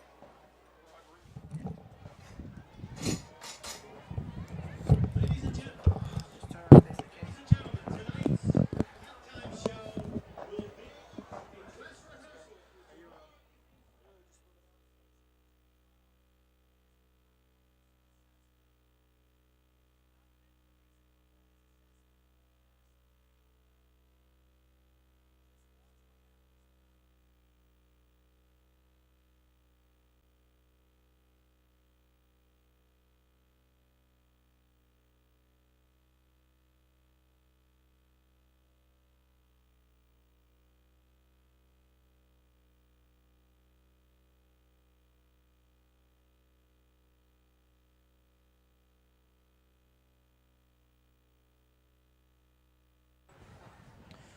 All right, Jeff Goddard back with you here on the Harry Seafood Halftime Show, joined by Paul Hallier, our guest tonight. Yeah. Thank you, Paul, for joining us tonight. Doing good. Good to see you, sir. So you've been involved with Lakeland football for a long time. Take us back to the beginning. How did you initially get involved with Lakeland football? Well, of course, I played for Lakeland football, graduated in 84. 1984? 1990, I got asked to come out and help out with the JV program. And after I started coaching on the JV program, it never wanted to leave. 96, Coach Castle asked me to take over as the head coach. And been coaching ever since, one way or the other. Stayed coaching as the head coach till 2002. Retired to continue getting my education so I could get into the education field and teach. And then I continue filming. Me and my buddy Donnie Bright, we started filming in 93 for varsity. Okay. And we started being the film crew. How long did you do that for? Me and Donnie kept filming until about 2013. Wow. And finally had to step down for, had some surgery situations. And still support Dreadnought football in different areas. Of course, I'm teaching at Lakeland High School. What do you teach, Paul, at Lakeland High School? I teach in the ESC department. Okay. Also math department. Help out with the lower 25%. Help out all the slow learners. Okay. That's great. It's almost like teaching JV football. Yeah. That's great. And so going back to your playing career, you played offensive line? Well, I was one of the few that my sophomore year, I played defensive line, and my side playing partner was David Williams. Yeah, I almost asked you all ago. You must have played David Williams. Yes, I did. And then me and David Williams, our junior and senior year, we were one of the few that went both ways. Okay. Now, he went basically offensive line and then came over on defense. And then I'd play basically defensive line and then came over on offense on special occasions. So kind of mirrored each other there. Yeah, it was fun to play together with David Williams. It was we had a tailback by the name of Willa McCoy, one of the top-notch wide tailbacks that Lakeland had until all the other studs started coming up through the 90s and so on. And so going back to now, I know you said you're still involved. You're either a clock keeper or the scoreboard operator for the home games, correct now? Yes, right now I working in the press box. I do the scoreboard, clock operator. I also go out and find sponsors to bring in food to the press box to make sure all the workers, the coaches, the media have something to snack on when they come in. And then the sponsors. We certainly appreciate that. Well, I like to do that, and also brings new sponsors to the Dreadnought world. That's and great. People know in high school sports we don't have a whole lot of money, but it's always fun to get out there and meet new businesses. And speaking of that, actually, Michael wanted me to ask you a question. He wants to know how come there's no cookies in the press box tonight. You've spoiled him all year. There's been cookies. He's missing the cookies tonight. Well, no cookies tonight because I was told that Duke's Brew House was going to really load us up. Well, there are still a lot of chicken wings down there. They did bring a lot of food for sure. And they did. They did a great job for being a new business in Lakeland and a new sponsor on board. And they loaded us up in the press box. They did a great job, and hopefully they come back in the playoffs, which we're not allowed to talk about playoffs yet. But yeah, don't let Coach Castle hear that. No. So now, so going back to your playing career here at Lakeland under Coach Castle, what's one thing that sticks out to you if you could go back and not know anything you know since you've been working with the program as a coach and everything, just going back to when you were a player, what's one thing you learned as a player playing for Coach Castle? Well, Castle has calmed down a lot back in the old days, but the one thing that Coach Castle consistently does with his team, the players are prepared physically, conditioning, and knowing what they're supposed to do. You better know your position, you better know what you're going to do, or you're not going to play. But back in my days, I think there was a little bit more fun involved in the practices. Now the practices are scripted a little bit more, and I think that's just the way the times are. Probably shorter now too, aren't they? Yes. Yeah. The other thing is we didn't have many water breaks back in the early 80s. Yeah, we have water breaks all the time now. Now they got water everywhere. Yeah. And, of course, when I coached JV football, we had to make sure there was water out there as a coach. You just can't coach without water anymore. When I played, we had a water spigot. We had a water spigot, but we also had Lake Horny that we'd go jump in. Yeah. So now what about then once you started working as the JV coach with Coach Castle, what was it like working underneath them compared to playing, and what else did you learn from a coaching perspective? Well, you learn his offense, and he wouldn't interfere too much with the JV play calling or what we did on JV. Even whatever I wanted to run offensively, we'd run. But I believed at the JV level, we had to run the same basic offense or defense for varsity. Now take it, the athletes are different. We don't have the best athletes.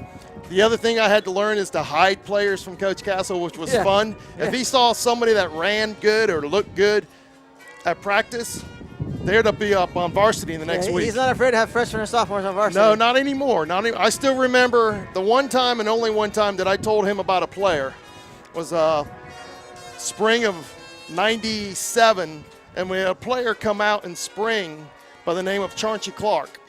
I remember Chauncey. He came out for JV for one practice, and after practice I told him the next day, go out to Bryant Stadium and talk to Bill Castle. The only player I've ever sent to varsity that was an 8th grader, and he started 4 years up on varsity. But other than that, Castle loves JV. He comes to all the games, and as long as you are organized and disciplined on JV, he kind of leaves you alone. He doesn't necessarily mandate that you run the exact offense that they run? No. He as long as you're running some of his basic plays, and I would run his basic trap, G's, sweeps, but if you don't have the players to run that, you got to run something that works. If you don't have a quarterback that can throw the ball, you don't throw the ball. Yeah. What do you think about $1 million question? How long is Coach Castle going to coach? He's approaching 70. He seems to really still enjoy it. I mean, it seems like he could go on a long time. I mean, you've known him a long time, played for him, coached for him. What do you think? I predicted in real time, I really thought this past year he was going to retire. That's what I thought after the real talented class there, I really I thought he was going to give it one more spring and then step down. But then all of a sudden, the rules changed. He had a bunch of transfers. Now all of a sudden he has a talented team. He still gets excited about spring football. He still gets excited about going to the middle schools and talking to those kids. So until he stops getting excited, I think he's going to coach. He's still in good health, Yeah, he's in good health. He still gets excited about the young kids. He loves it. Yes, he loves racing his dogs. He loves going fishing and hunting. But I think the football keeps him young, keeps him healthy. He just doesn't. He's not ready to retire yet. Yeah, the problem is, like you said, you're looking at last year's senior class, and I was thinking the same thing, maybe retire to that. But then you look at like the sophomore class. You got Bowman and Hall and Finley Graham, and 2-3 years there's another talented class. So. And people don't realize this year's JV program might not have won a bunch of games, but they got 6 or 7 great athletes down there. And Castle's going to bring some players up. New players next year too. Yeah. So he's got to find a quarterback for next year, but he's excited about that JV program with the young players going to be coming up and working with them. So other than Chauncey Clark, because you never really coached him, a guy you actually coached for a year, who's the most talented player you had in the JV team? Well, it's hard to say, but we had one kid back in the 90s, Curtis Wright, offensive lineman. Name, yeah. He bench pressed 500 pounds before he graduated high school. Wow. And he was one that we hid on JV for a year, and he dominated. Yeah. When Castle moved him up, Coach Galloway he was already one of Coach Galloway's #1 backups when he got moved up. He was one that I was really proud of because of his work ethic. It's funny when I ask the most talented player you coach, I'm thinking you can say running back and quarterback, but spoken by a true former lineman, he names the offensive lineman. I'm not prejudiced or biased, but, you know. Sure you're not. I coached Johnny Jones. I coached Lorani Galashaw. I coached a lot of talented players, but when you can bench press 500 pounds, that says a whole new thing. That's pretty impressive. All right, last question. Of all the years you've been involved with Lakeland football, what's your favorite memory, or what would you consider to be the best accomplishment that you've had working with Lakeland football? Well, one of my biggest accomplishments was when I took over in '96, the JV program didn't have a lot of wins. So when I took it over in '96, I made a lot of changes to go with the coaching staff and the way the team was run. And we came out and went 6-2. And I had Johnny Jones as quarterback, Lorani Galashaw, and a lot of basically the '99 championship team. Right. Yeah. That was the year we won championship in '96. Yeah. The JV team went 6-2. All those players played in the '99 championship game. The seniors, yeah. And then the quarterback, a lot of people don't remember this, Johnny Jones did not play in '99. Yeah, you got and when the quarterback that came in was Kedrick. And Frazier or Frazier. Kedrick Frazier came in at quarterback, and I told people it's not going to be much of a difference. He's not going to run as fast, but nothing changed. We still won. Yeah. And that was all the JV players that came up from '96 up to '99, and it really made me feel good as a head coach, and with all my assistant coaches, turning the JV program into a feeder program where when the players go up to varsity, the learning curve is smaller. Yeah. That's what the JV program should be about. I used to coach basketball at JV in middle school, and you're always trying to get them ready for varsity, no doubt about it. Well, Paul, thanks for your time tonight and being my guest on the Harry Seafood Halftime Show. Thank you very much. The Harry Seafood Halftime Show will roll on. Your score, Lakeland 14, South Broward 6.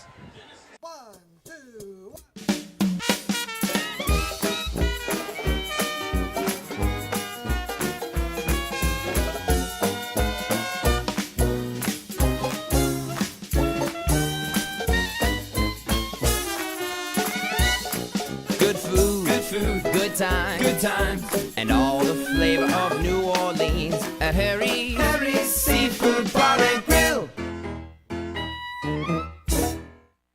We always give you more to love at Regal Chevy in Lakeland. I couldn't be happier with my experience. The sales department was so friendly, and they made it easy to find a vehicle to fit my budget.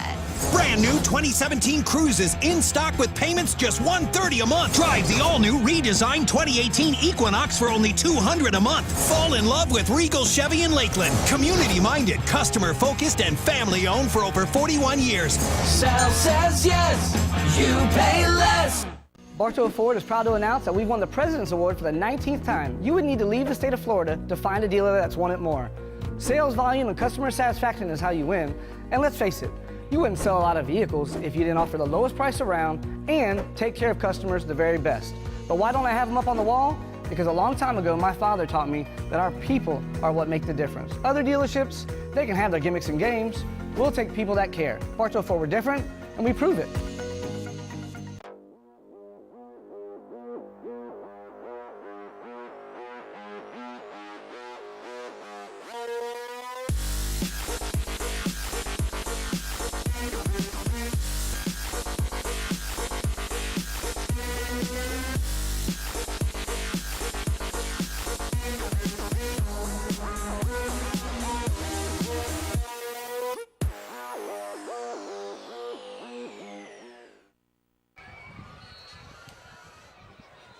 Yep, we're good.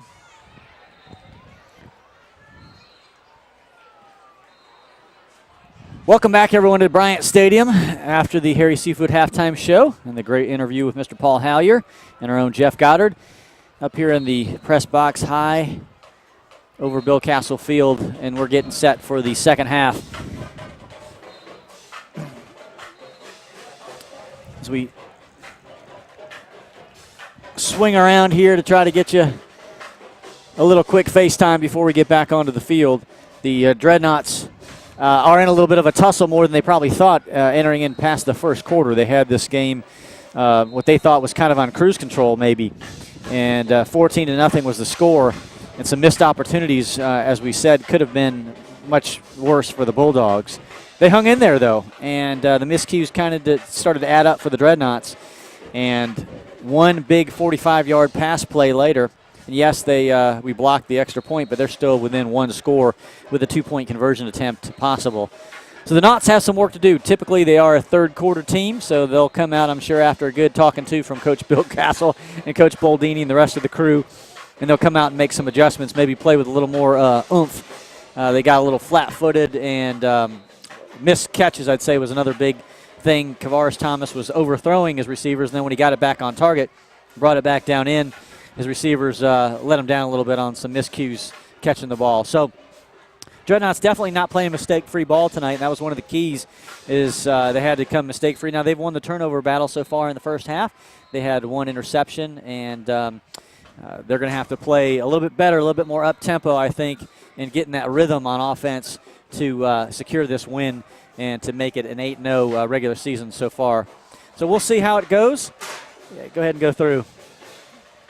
As we're getting set here for the second half, and they'll bring it to you right after these brief messages. Stay with us, and we'll be right back for the second half.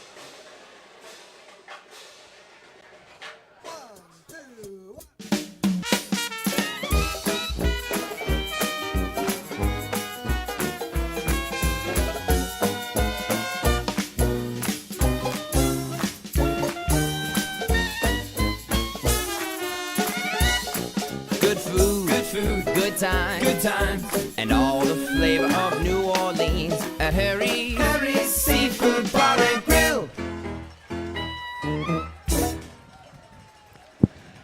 Welcome back for the second half.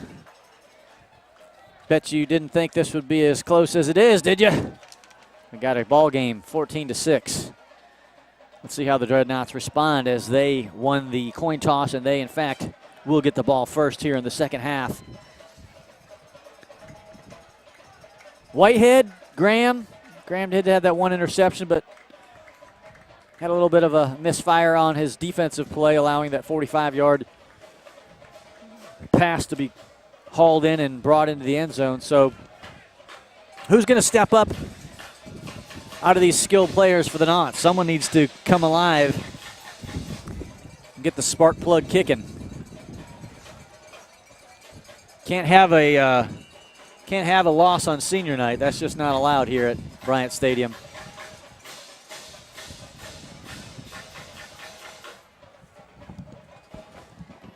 That's going to go out of bounds. Rifled into the percussion group. That'll be a nice little 15-yard gift for the Knots on offense coming out to the 35. Tim, we'll have to see Coach Castle maybe lit him up at halftime. That's what I was saying. Who's going to be the spark, Jeff, to get them ignited here? It seemed like they were a little off there the first half. Whether they're looking ahead or it's just maybe the wind or whatever. There's something, they were off kilter, if you will. Hate to say they were sleepwalking, but at times, maybe. That might be an apropos description. I think it looks like they ate at Fred's a little bit before the yeah, maybe they ate at Fred's also. Quick flag before the play got going. Wow. Not sure where that was.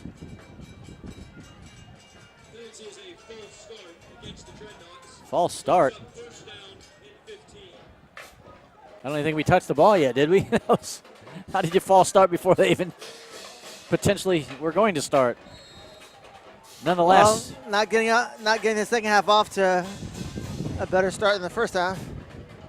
Thomas, inside handoff to Whitehead. And it's brought down nicely. That's one of Coach Castle's favorite plays this year, but South Broward ready for it. They snuffed it out.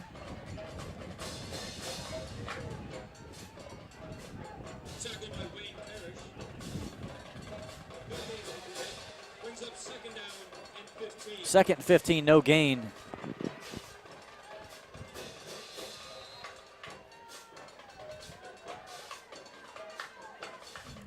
Knott's offense needing to come alive here, just up 1 score.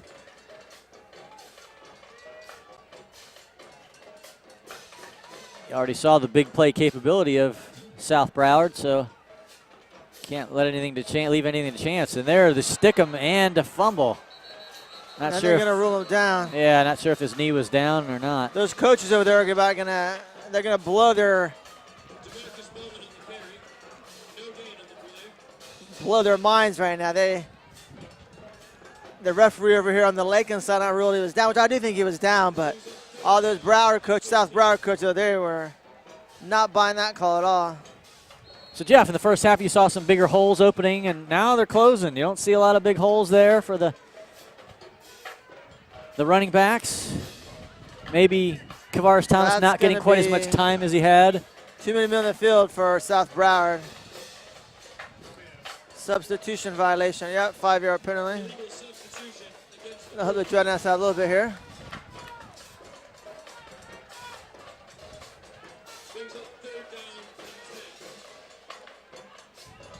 Still a 3rd and 10.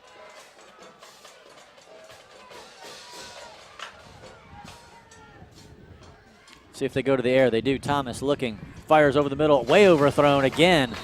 Just too much. Not it wasn't even close. That's kind of a reoccurring theme tonight for Thomas, is just overthrowing everybody. Lawson just looked him back and said, "Where was that? Me? Was that for me? I'm not sure. Who are you throwing to there?" Yeah, it's not that we haven't had guys open tonight. For the most part, we have. But Lawson had good 2 steps on his defender and right over the middle. He just can't connect. I think he's only completed, 2 passes, I think? And Jesse has not exactly been stellar in the punting game here, and now he's got the wind to his back. Got it up in the air, but definitely his best punt. Flags on the play.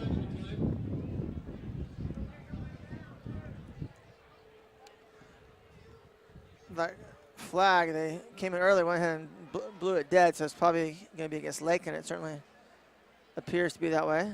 And now they're going to talk to the South Broward captain to make sure they. By that point, you have to accept it because they blew it dead. You can't really accept the results of the play because they blew it dead. So I'm not really sure why they're even talking to South Broward.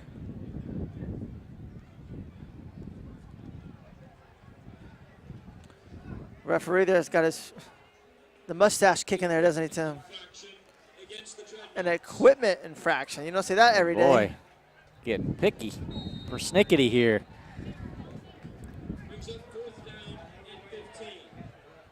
Re-kick, pushed back 5 more yards. Let's see if Mr. That's another good Williams punt. does a good job. Let's see if he can get it to kind of turn over. It just pops kind of straight. Oh, it hit him! It hit him!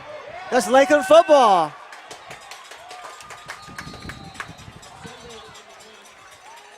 Oh boy! Yeah, it was funny. Everyone was just standing when it bounced, around. it almost hit the one guy when it was coming down, yeah. But it didn't. It hit him on the ground and bounced it really high, and then went off the shoulder pad, the back there of the Bulldog player, and that's kind of a gift-wrapped play there for the Dreadnots. But the thing that made that play was the great hang time on the punt from Jesse Williams. It was a good punt, pretty good distance, but also I think the hang times that really ended up forcing that play there. Got to get some points out of this, Jeff. That's our 2nd turnover. We got to come away with some points. It's a one-possession game right now.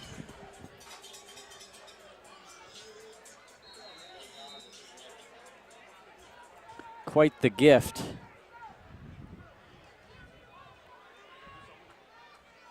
Maybe this will be the spark the Knots need here on offense. Thomas, shotgun, going to keep it himself. Breaks 1 tackle and nicely runs out of bounds. There's a late flag. That one came in really late at the 20-yard line.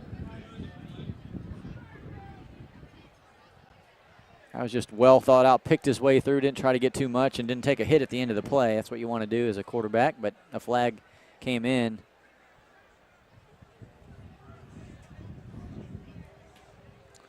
And it appears to be against the Dreadnoughts again, as the referee, as you see there, is talking with the Bulldog players. And it looks like they are saying, yes, of course we'll take that penalty. Holding is the call against the Dreadnoughts. Is that what you call a Fu Manchu mustache? I think so. From the old Travis Tritt song.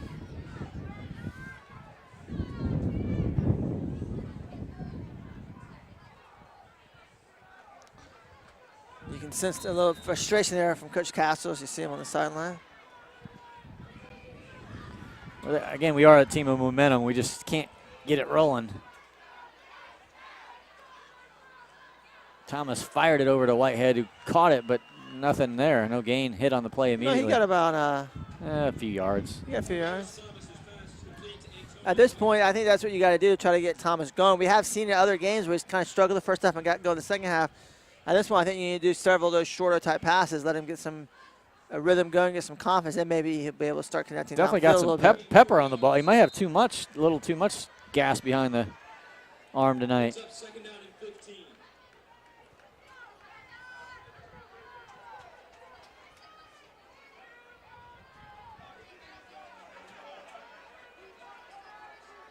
Second 15. Quarterback keeper again, following some blockers, just dancing a little too much and pushes the pile for 3 or 4 yards. But 3rd and long now, so you're too close to really punt here. So Jesse Williams was warming up down there. Who knows? Well, at this point, you're talking a 47-yard field goal with the wind going. I don't really see him kicking it.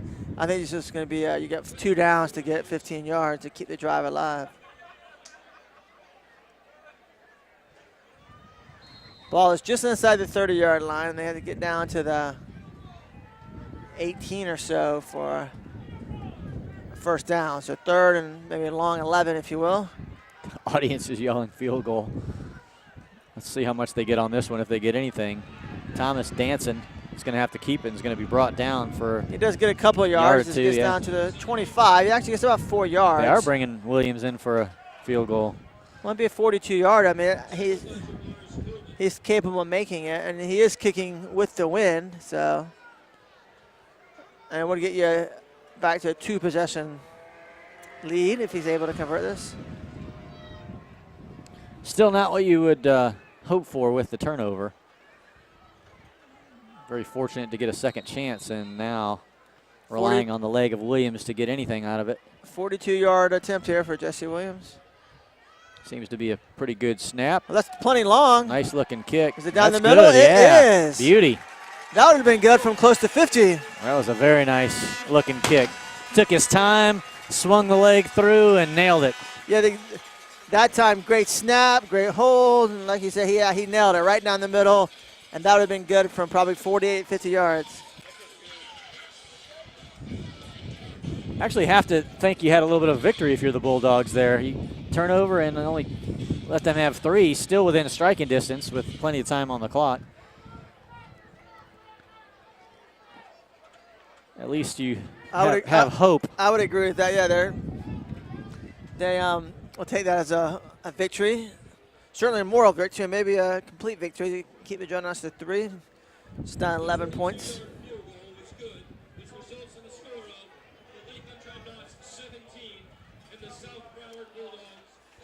Lakeland just got to survive this game, Tim. Survive. Get ready for Kathleen starting Monday.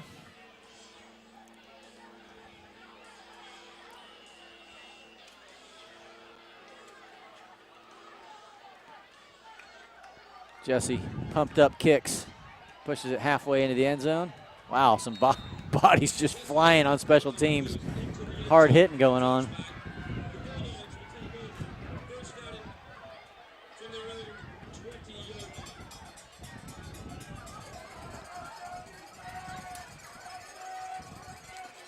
A true weapon is Jesse Williams, especially in a tight game like this.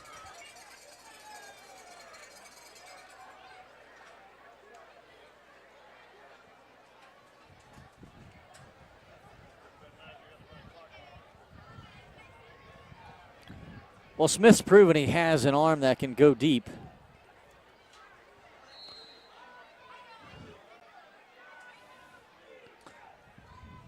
But with throwing going into the wind right now, I'll be interested to see if they take any chances downfield or not.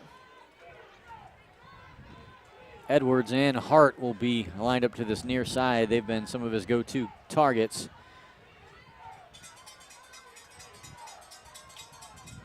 Handoff, breaks a few tackles, still skipping his way near the past the 25, 26-yard line. Nice run there by number 8. Alan Crawford. I don't think we call his number Robert tonight. Madden with the tackle.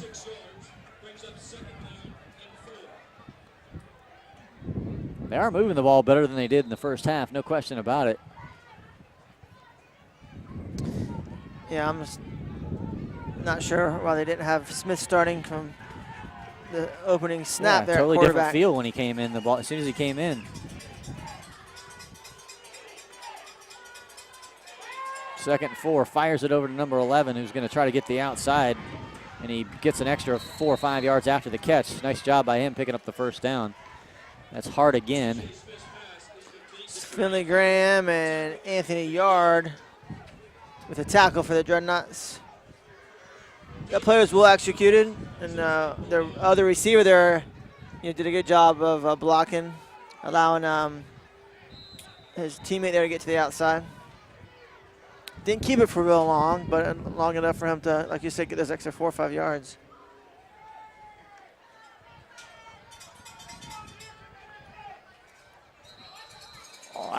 I'm impressed with Smith's ability to get the ball in the hands of the receiver. Official timeout with the third quarter water break with 5:41 remaining in the third quarter. We'll take a brief timeout. Knots on top 17-6.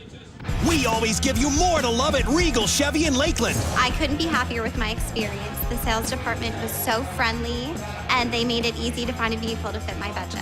Brand new 2017 Cruises in stock with payments just $130 a month. Drive the all-new redesigned 2018 Equinox for only $200 a month. Fall in love with Regal Chevy in Lakeland. Community-minded, customer-focused, and family-owned for over 41 years. Sal says yes, you pay less. We're back. So we're just hearing that the volleyball team, Lakeland High School volleyball team, won the district championship last night against Winter Haven. Go Lady Nuts. Yes. Advancing on. Love the volleyball team. To the quarterfinals. They have a very strong tradition of success with volleyball at Lakeland High School. We'll be paying attention to how they do here. Maybe they can take it the distance. Fresh set of downs for Smith. Defense set. See if we can slow down their mo a little bit here. Inside handoff. They're just missing tackles right now. They're getting 5-6 yards a carry. Jack Smith and Carlos Best made the tackle, but not before that time Baker. Zaquan Baker gets a nice gain there for the Bulldogs, about 5 or so yards. They're approaching midfield. They got the ball at their own 41-yard line.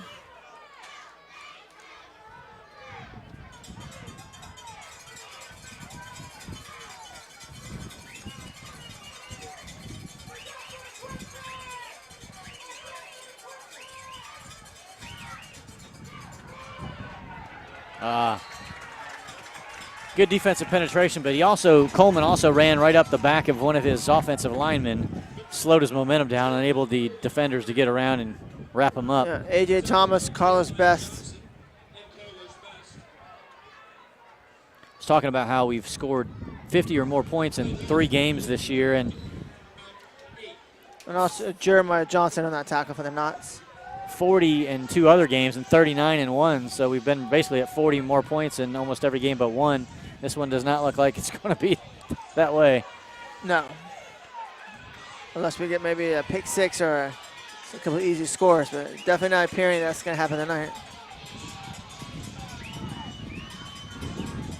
Under 4 minutes. Here come the Knots, number 2, Chase. They're whistling it dead. That's a really late whistle. That is a late whistle. Wow. Are they saying we jumped off sides? No, I think it's a late game. It was thrown back here by the back judge. Yeah, you're right. No, that's not a delay game. I'm not sure what that call is. I think it was, but that's not the normal call. He kind of hugged him. He did like a little hug. He needed a little hug. It was a personal moment there. I think he just had his signal slightly off. Yeah.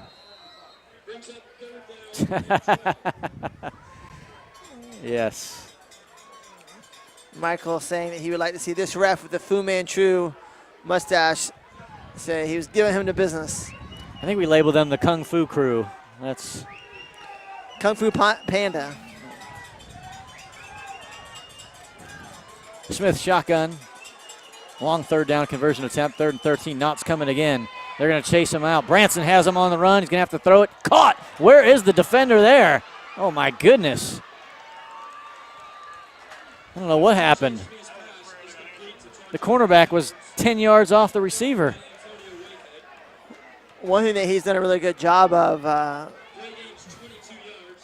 T.J. Smith for the Bulldogs at quarterback, is he's buying time, rolling out, evading a rush, and keeping the play alive. There's 2 or 3 times he's made plays like that. That's too bad. They're going to get a holding call, I think, but that's a bad. There's the personal foul. Oh, personal foul. Ouch. On them, yep, on them. Wow. That hurts. That was a good play. But still be a first down. That's going to be, after the play. So it'd be 1st and 10, but just going to go back to the 40 instead of being at the Dreadnought 45. Lakeland's getting great penetration, Tim, on the defensive line, but in a couple of those running plays, what's happening, they're actually over pursuing it, and then there's some space there in the middle. They almost got to maybe stay home a little bit better.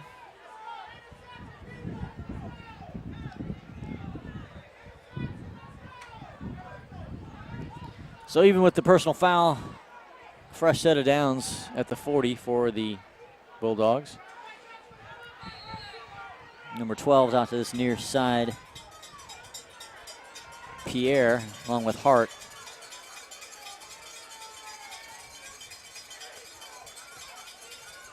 And Branson Brown jumps. Couldn't contain himself. He was excited to make a play.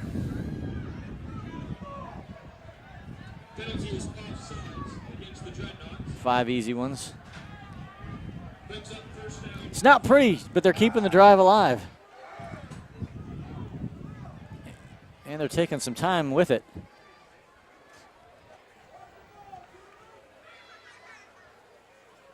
So we're approaching the 4th quarter here. 3:39 to go in the 3rd frame.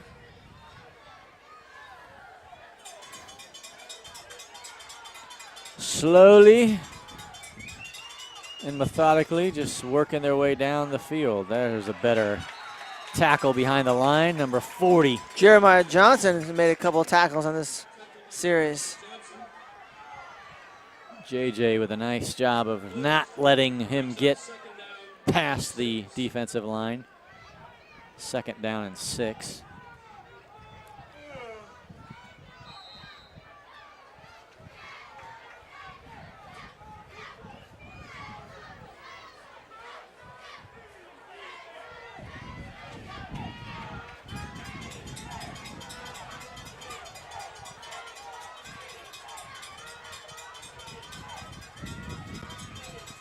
Here come the Bulldogs. Quick drop back, fired, picked off. He's got a posse. There's a block crushing down the left side. Bodies were flying. Oh my, that was a blow and a half. So Quavion Mathis, the senior defensive back, with the interception. Right in his breadbasket. But there's a flag. Let's see what the flag is for. That's the 3rd turnover. All in favor of the Knots tonight. You need to capitalize on this one. With that kind of cross back block, there's a player hurting down there for the question is it a Bulldogs. block in the back type penalty? Is it a celebration penalty, which would be the interception counts, or is it a roughing the passer type penalty? Let's see.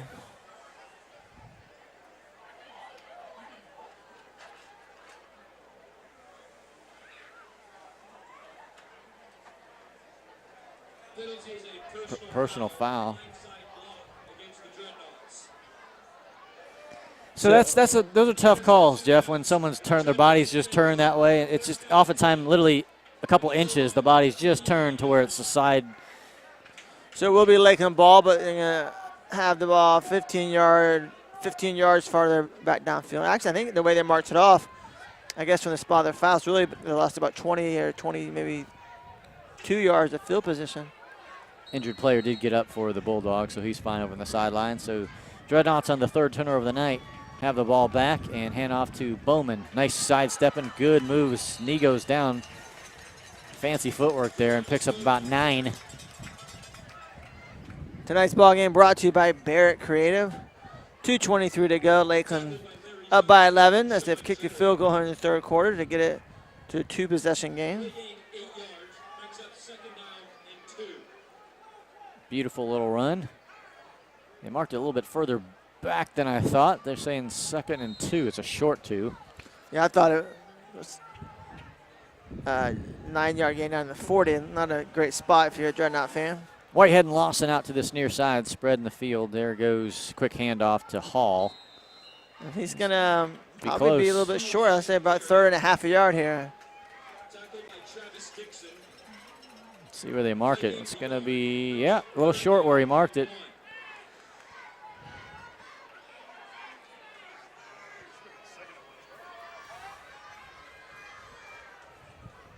See if this is a quarterback keeper, I think, on this one. Or a hard snap count, one of the two. A little over a minute to play here. There's just the quarterback keeper, like I thought. He used the big body. He didn't ever go down, so he's still pushing his way and backing up. Wow. It's a great individual effort there by Kavaris Thomas. Use that big body, KT. Yeah, he's a hoss.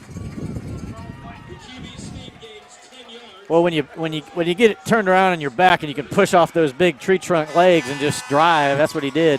Got an extra 5 yards doing that.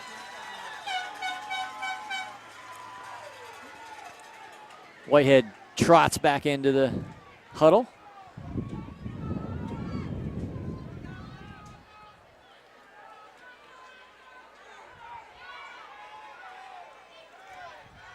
Bowman has some blocks, follows it off the left side, spins around, gets near the 20, a couple yards shy of the first down. Offensive line getting some good push on a couple of these plays here in this drive.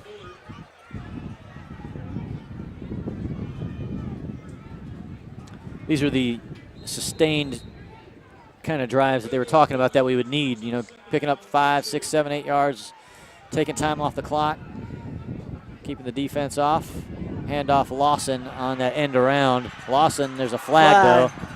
He was going to get inside the 5, but it'll be brought back, I think, on a holding call. Is that Lawson or Bowman? Lawson yeah. came on an end around from the wide receiver position. He's got a little bolt of speed there, did. doesn't he? A little giddy up. Coming back, it looks like.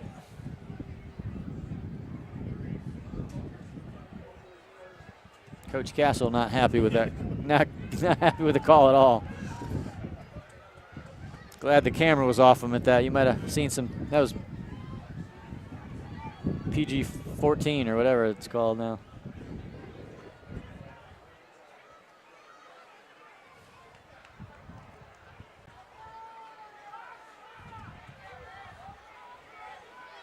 Penalty results in 2nd down and 6 for the Dreadnoughts. 2nd and 6, but they took a lot of yards off the board. Not horrible in the end result. As a high snap. Now that could be horrible as number 14 is just going to scoop it up and try to get out of bounds, and he gets tackled for an enormous loss. Wow. Not very often you see a player with a 27-yard loss. So Coach Castle will have the 3rd quarter break to come up with a play for 3rd and a mile and a half. Thomas and Graham were both scuttling for it, and Thomas said, hey, Graham, you're a little closer. Graham picked it up, and they were all over him, Bulldogs. If Graham had a little bit more presence there about him, he would have picked it up and threw it out of bounds. But I guess to avoid intentional grounding, he would have had to get it past the line of scrimmage, which would not have been easy since it was so far back. 3rd quarter break. We'll go ahead and take a quick timeout. 17-6 is your score. Stay with us for the conclusion of this close game. Bartow Ford is proud to announce that we've won the President's Award for the 19th time. You would need to leave the state of Florida to find a dealer that's won it more. Sales volume and customer satisfaction is how you win. And let's face it, you wouldn't sell a lot of vehicles if you didn't offer the lowest price around and take care of customers the very best. But why don't I have them up on the wall? Because a long time ago, my father taught me that our people are what make the difference. Other dealerships, they can have their gimmicks and games. We'll take people that care. Bartow Ford, we're different, and we prove it.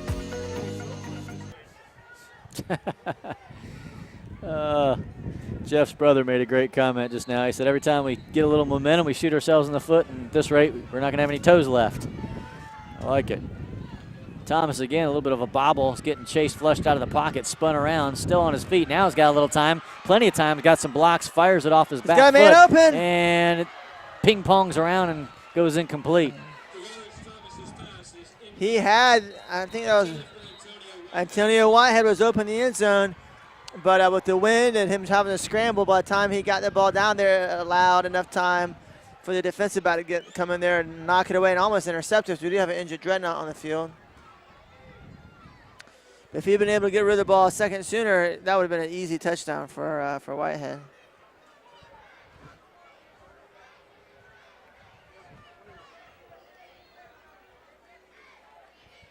Might be St. Aim, number 51. A leak. That does not look very good. Down on the field right now. He's popping up pretty quick. That looks better. Not a lot of. I don't like that though. Yeah, he's hobbling pretty good there.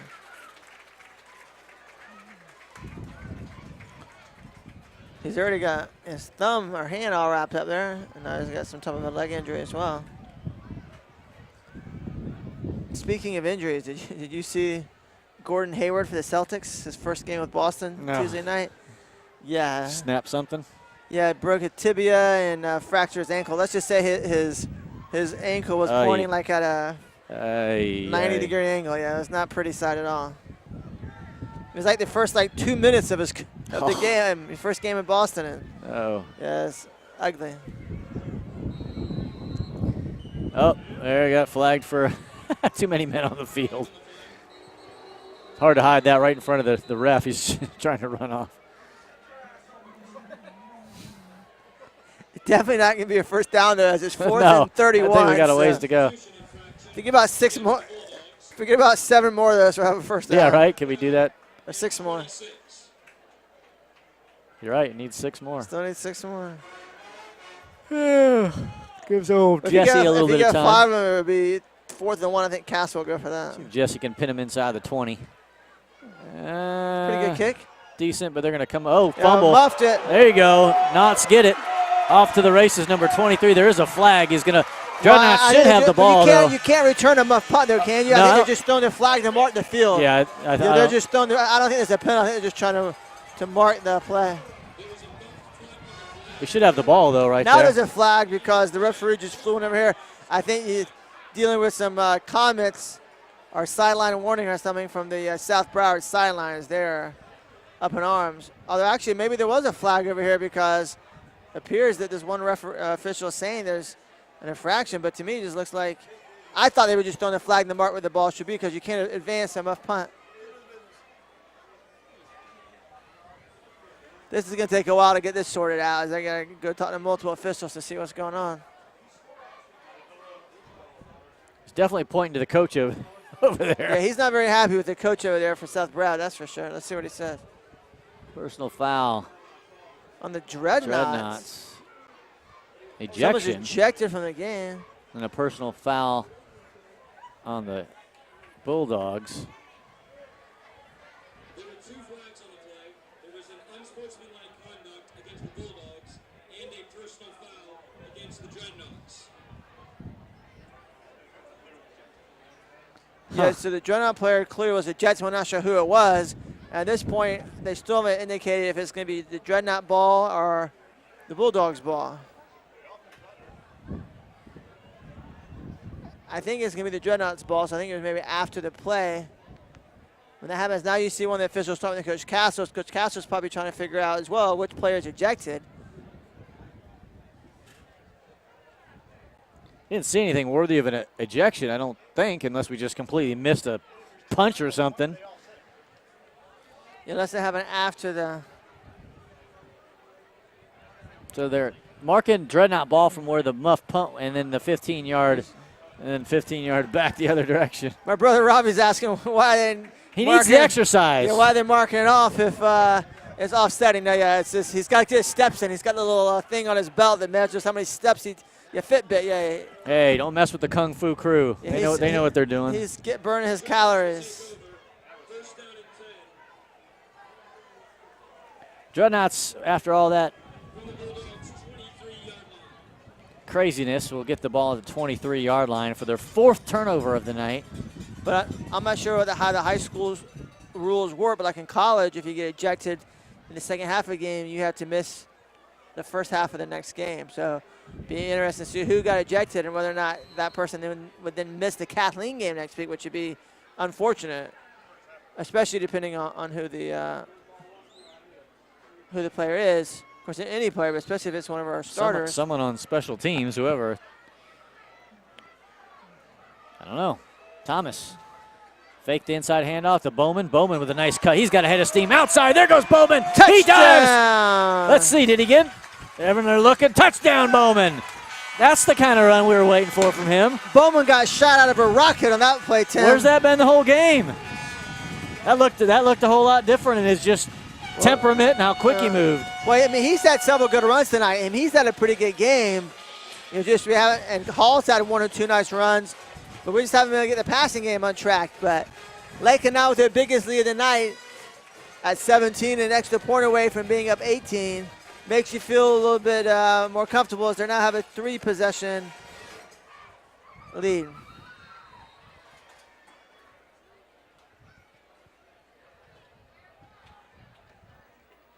Nice snap. That was right on the money. And I'm not sure, Tim, the college rule is I think the high school rule is you miss. College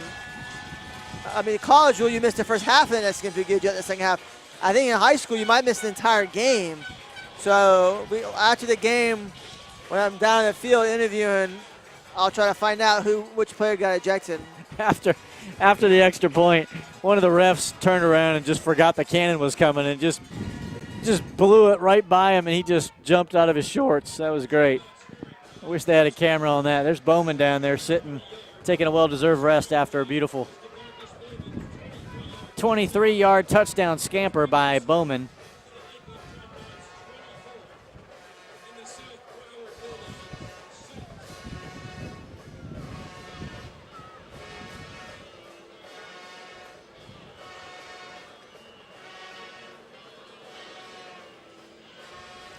You hear that? Whoa, that's not good. Number 2, Jack Smith. Well, if what you said holds true. It's a Dreadnought who was ejected. Return from the 1. Nice play of special teams there. Knocked him down at the 13. Still hitting and jawing down there. So I would try to get some clarification after the game on the rule, but I believe he's going to be out next week. The whole game or just half? I think it's the whole game in high school. I'll try to find out. That's very unfortunate, as he's one of our best defensive players, Jack Smith, the senior linebacker. I do think you can't appeal that. So if it was kind of a dubious call there by the ref or whatever, I do believe that's something that could be appealed. I'm not really sure what the odds. See if someone would just step up with the replay, the money that we need. We could be looking at that and seeing what happened. Must have done something pretty egregious, because he got the boot quick. There wasn't even like a conference on that. It was just you're out. All right, Smith and company trying to mount some kind of crazy comeback. They're going to have to do a lot of work. Dreadnought defense must have a little bit of a lift after that score there. Quick tackle.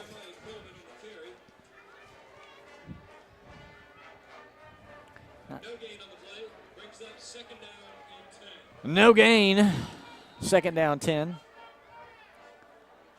Smith trots back in.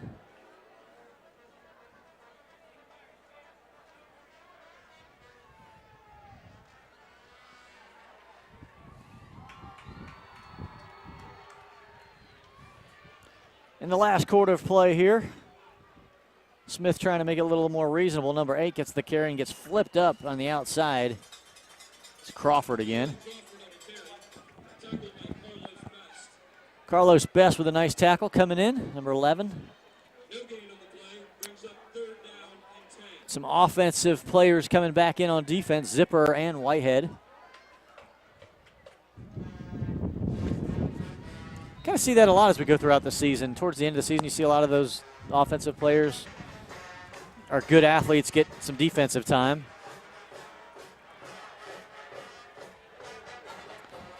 Especially, it's just a way to get, your best players on the field more. And make an impact. Third in a decade for the Bulldogs. Dropping back, under pressure, going down. No doubt about it. Big sack there for the Dreadnots. Latrell Jean and convergence. Trey Hunley.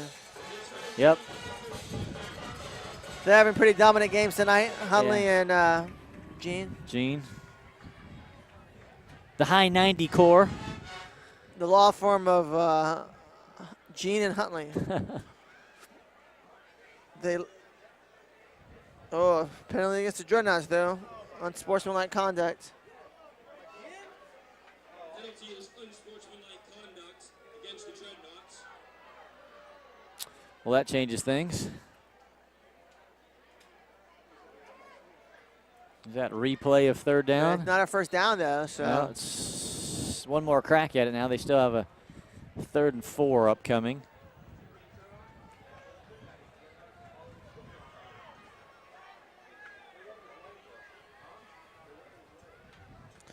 So for you baseball fans out there in the bottom of the 5th, the Astros are up on the Yankees 1-0.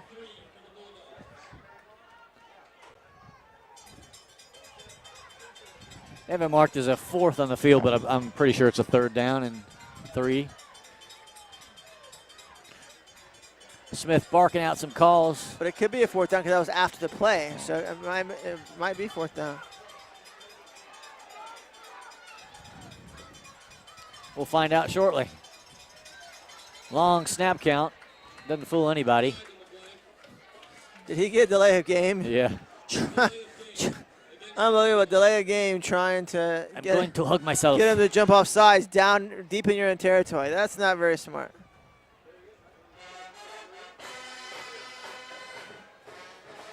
Now they're bringing out the flag dance.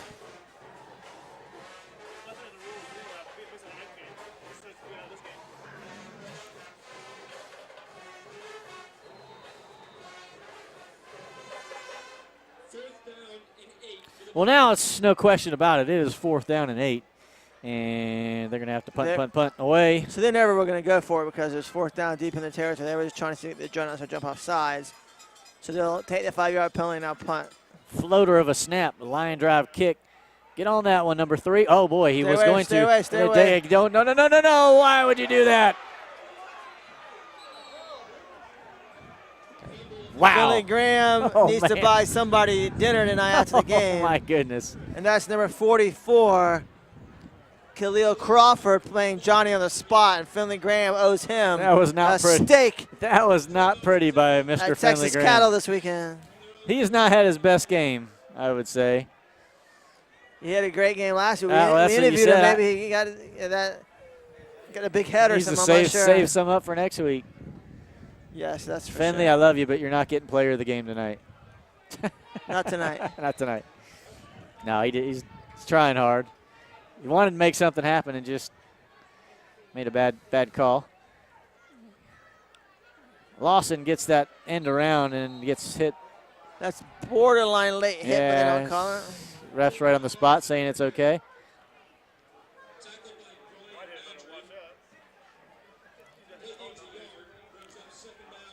A whopping 1-yard gain after running 15 yards to the sideline.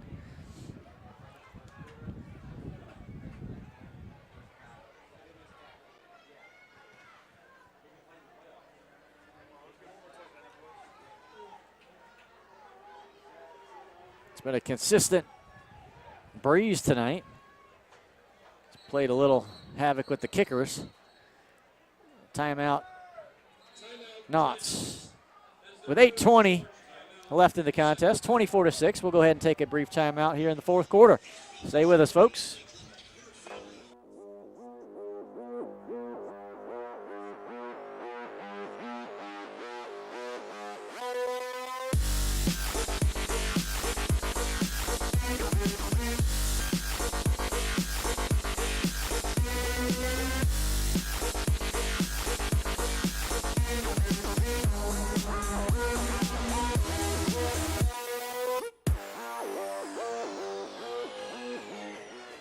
back here at Bryant Stadium.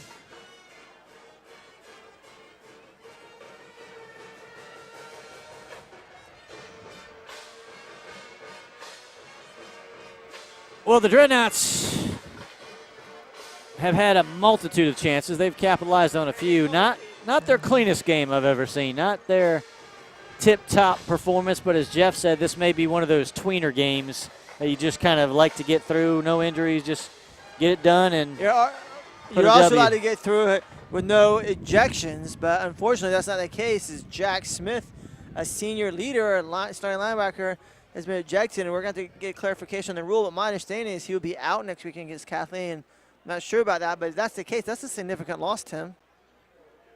That would be. We'll try to get some confirmation. I'm sure you'll ask that down to Coach Castle. I will. Knots have the ball. 2nd down and 9. Thomas dropping back, no question, looking deep downfield. Now finally firing over the middle, and Zipper tripped on his way to get the ball. Couldn't have been any more open. Wow, just not quite connecting on those middle to long passes tonight.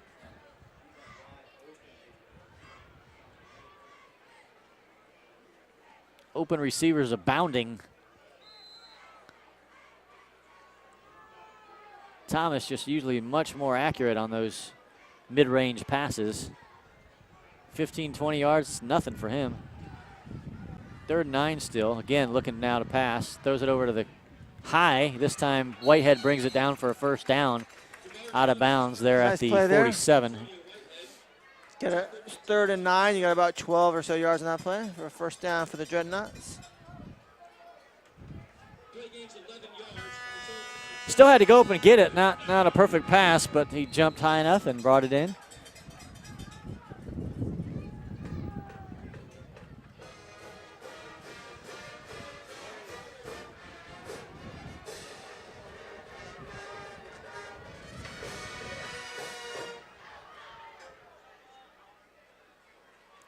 Quick snap.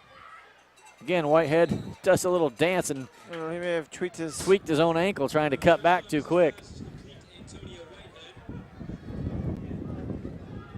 He's going to try to spin around. The defenders weren't even there. They're kind of like, what are you doing? You just stopped your own momentum.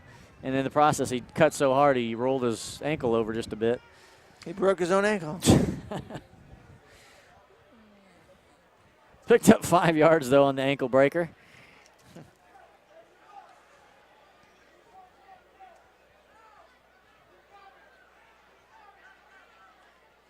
Lawson way over, pump fake. Now Whitehead's wide open.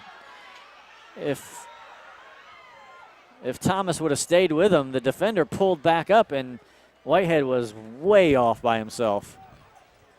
Thomas was under duress there. Yeah. Was not able to see him and get a pass out. See how he's under the dress? Under duress. Duress. Okay. Don't get me in trouble now. It's getting late. Don't get me in trouble.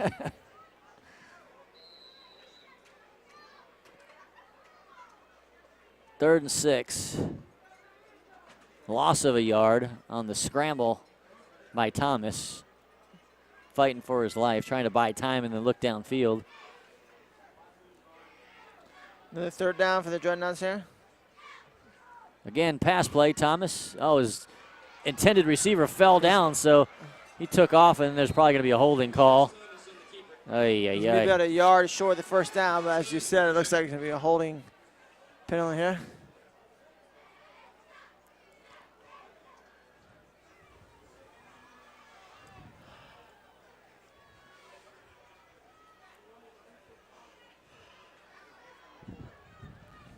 His performance is kind of like a Picasso painting tonight. It's looks a little odd, looks a little different, but it's still valuable.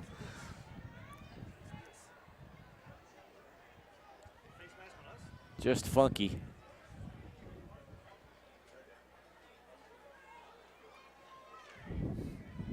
He does have some pink shoelaces. All the refs, it looks like, have, or a lot of them at least, have pink shoelaces. Maybe all of them. He does kind of look like Kung Fu Panda. Well, let's try it again.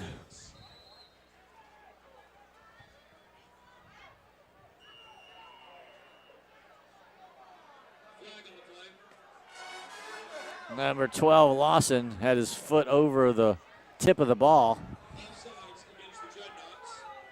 Got to look back, Mr. Lawson. Your feet were over. Those pink shoes don't lie.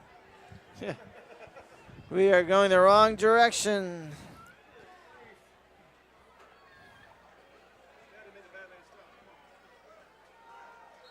Let the madness end. Clock be merciful, under 7 minutes here in the final quarter. Thomas is going to try it one more time. He's going to look, getting pressure again, bounces off a few players, and he's going to get brought down again. 4th down. He does cross midfield, but it'll be short by about 6 or 7 yards. Part of the problem on offense with the passing game, Tim, has also been our protection is not what it normally is. Thomas has been under heavy pressure and duress for much of the night. Well, you talked about the front 7 for them being very aggressive, and that's what the coaches said, and he was going to have to work for it tonight. And they blitz a lot, bring guys from all over the field, and Lakeland's offensive line has not handled that all that well. Very good snap. Well, that was a poor kick. I don't know if I want to break it out. It's not as bad as you think. Yeah, They're actually going to work it it wasn't 22. horrible. I'll it wasn't save. as bad as you thought. I'll save the S word for another time. It's about 30 to 35 yard punt. Not too bad. Yeah, it's about maybe a 30-yard punt. Like I said, just. But don't worry, you were with us last week in Spirit. We broke out there. Thank you. I heard about that. That was and good. And we also talked about the band played horse. All right. I feel loved.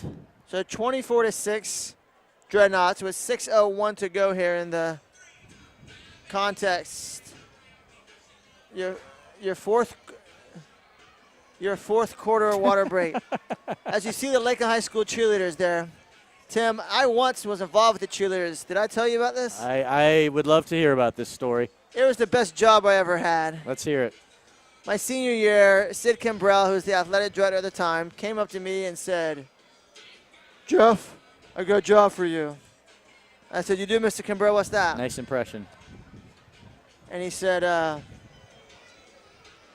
need you to get to the game early and bring the food and the water from the concession stand up to the press box." Check. And I said, "Okay, sure, Mr. Kimbrell."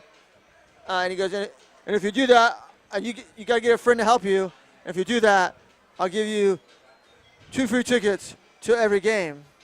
I said, "Really?" I said, "That's pretty sweet." That's not bad. I said, "Okay." So I got my friend Nathan, and so we show up the first home game, and we get there early, and we lug up the 2 liters of drink and water and cups up to the press box, which was kind of, not easy. I'm not the biggest guy, It was kind of heavy, All right, here we go. 1st and 10 for the Bulldogs. They just teased me. They were about to play horse, and they held back. There's fumble. Dreadnought ball. Dreadnoughts have it. There we go. Turnover. Now play horse after the fumble. 5th turnover of the night. Recovered by Sequavion Matthews, who has an interception and a fumble recovery. So by far his best game as a Dreadnought. 5th turnover. Wow. Number 5. So anyway, then after we bring everything up to the concession stand, Mr. Kimbrell's like, "One more thing, Jeff." I'm like, "What's that?" He goes, "I need you and your friend to go be cheerleader protectors." I'm like, "What? What's that? What do you mean?"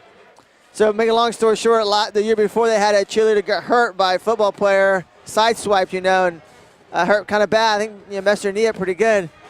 And so he wanted us to go down and stand on the side of the cheerleaders and basically watch the game, and we can never turn it back to the field, because the cheerleaders have to do that. And basically you scream and yell, "Get out of the way," if the players will come in their direction.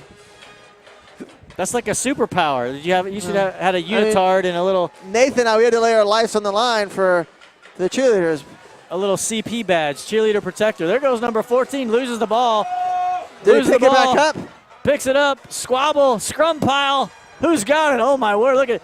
Hard to say. Half the squad is down on the ground. That's Deshaun Graham. Oh my goodness, coin flip. Who's got it? The junior wide receiver. It's going to be Bulldogs ball. And a penalty flag to boot. A pink hanky in the middle. Oh man. Great run there by Graham, but he fumbled the ball. It was pretty for a while, but then it got ugly again. It's like the rest of the game. Well, I once was, we did the LAND cheer, me and Emmett Reed, a good friend of mine. Every time the Dreadnots would score, we would jump out on the field. They'd let us jump over the fence, and we would spell out the letters with our arms and our bodies. And that was the extent of my.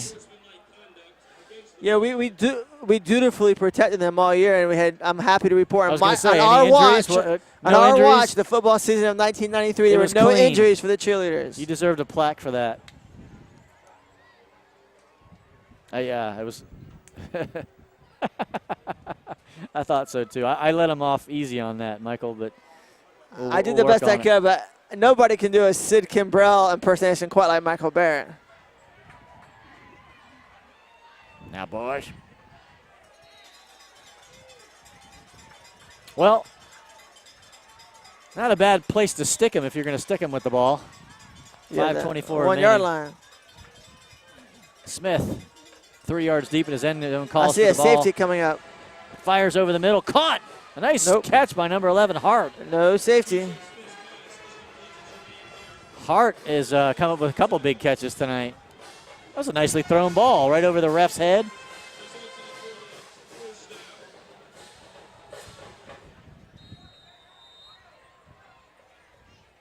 That was not a bad toss.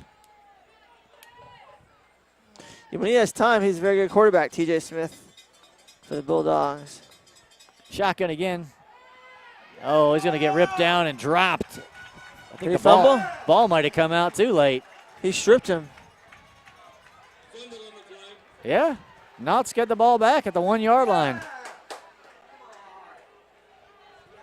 How about them apples? They haven't Trey signaled. Huntley has had an excellent game for the Dreadnoughts tonight. Haven't signaled yet.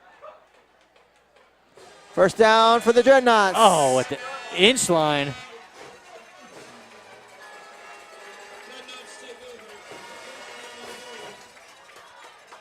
I'm still debating, Tim, who I should interview from. 6th turnover. In terms of players tonight. Trey Huntley's making a strong case. This should be him.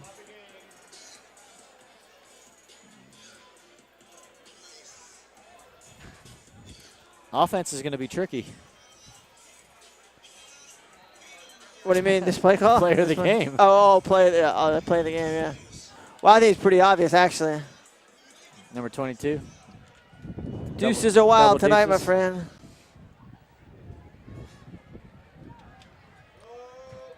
Touchdown, Dreadnoughts. Kavaris Thomas with the quarterback sneak. That time I saw the ref, he knew it was coming this time. He shrugged his shoulders before the cannon went off. He said, I'm not going to be fooled. The cannon can scare an unsuspecting ref. See it happen all the time. Fool me once, shame on you. It's a... Is it a smaller ref to the left? Or furthest ref back to the right. The slightly larger, slightly healthier ref. Underneath the goalpost. Slightly more carved up ref. He knows what's coming now. He just adjusted his hat again. He said, I know what's coming. This is pretty funny. If the whoever does the cannon, if they had a sense of humor, they would wait a couple seconds, and then when the ref eases up, turns and then around do it. yank it again. That'd be hysterical. That poor guy, he put the flag on the cannon operator. He knows it's coming now. Illegal formation of the cannon operation.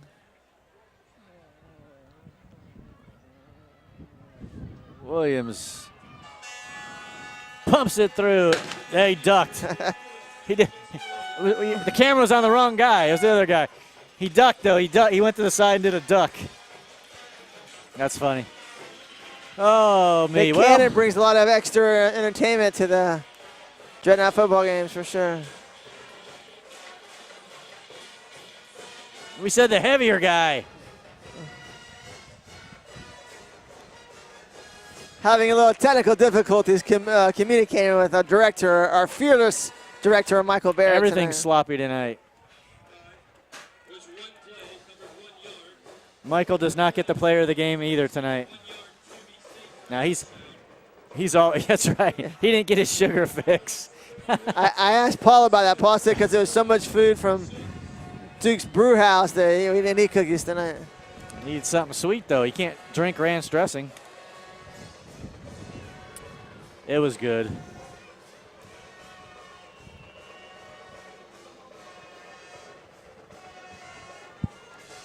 Kaboom. That was a short kick. One of the shorter ones I've seen from Mr. Williams. Number 6. Oh, nice tackle. I saw a piece of an equipment fly. Oh, there's a flag. Another one. Oh, yeah. Unsportsmanlike. It's getting a little chippy here. Man.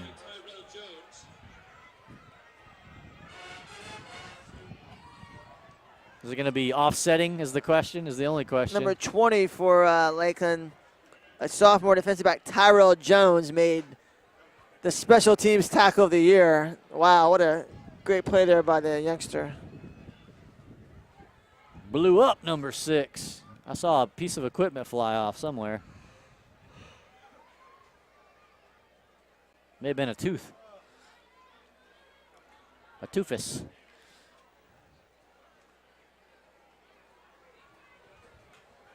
Offsetting, I think. Let him go. Yes, they are.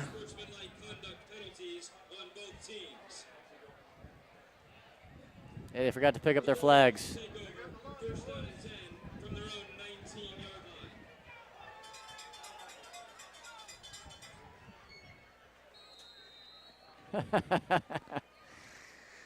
.444 left on the clock.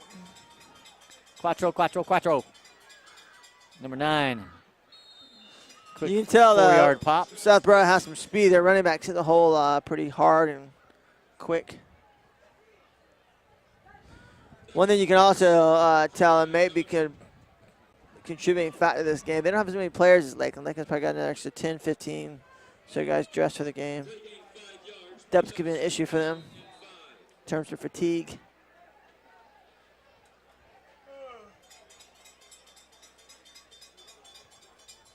Smith sends a man in motion, across the backside, handoff up the middle. Number 9 bounces off a player and then gets crushed under number 44.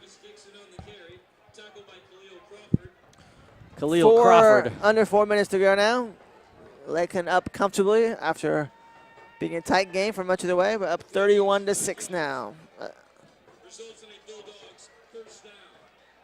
was a first down.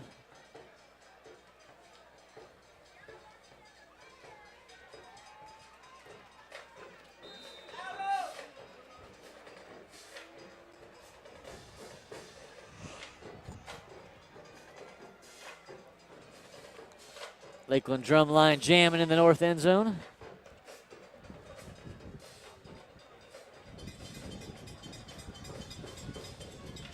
More cowbell.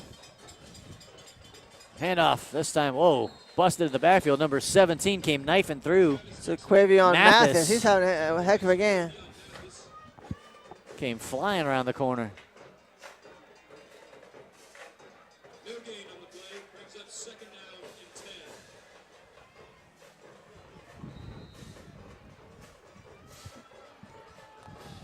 After all that, Jeff, so far the defense only letting up really that one big 45-yard pass play. Defense has been very solid tonight. They've allowed a few mid-range passes to be complete, but they've kept it in front of them. Many of the, well, not too many. I started to say a lot of the Lakeland backups are, but not really. Most of their starting defense is still out there.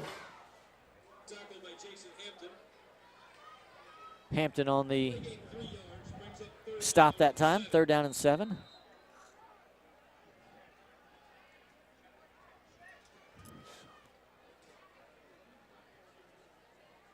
Feels like it's been a long game. I haven't even looked at the clock. Yeah, of course. Yawning up here. A late start with the senior night festivities and with all the penalties. Yeah, it's been a long game. It's probably as many penalties as we have had all year in tonight's game.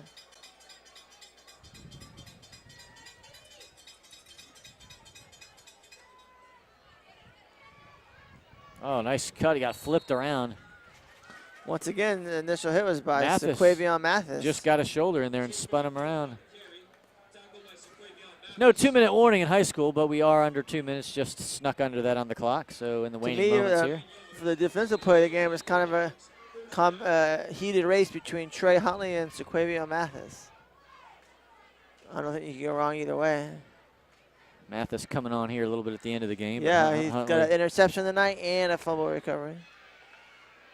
Well, we make the rules, so we're allowed to do both. We could do a code, that's right. Code.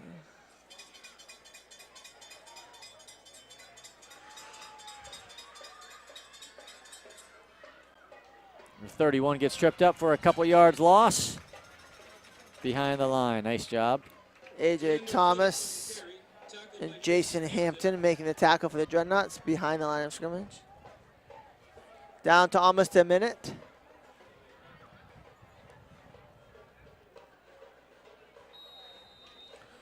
So as soon as the game is over, Tim, I'll leave it with you. I'll go down to the field to conduct some interviews.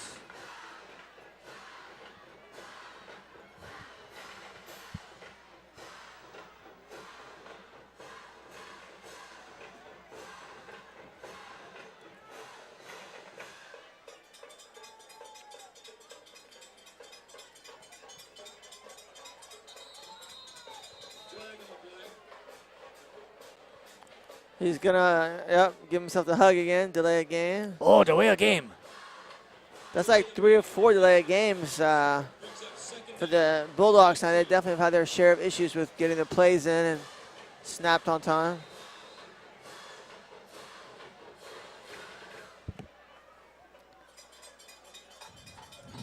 Movement on the ball. Poor Bulldogs getting sent to the doghouse. Oh, motion on the Bulldog.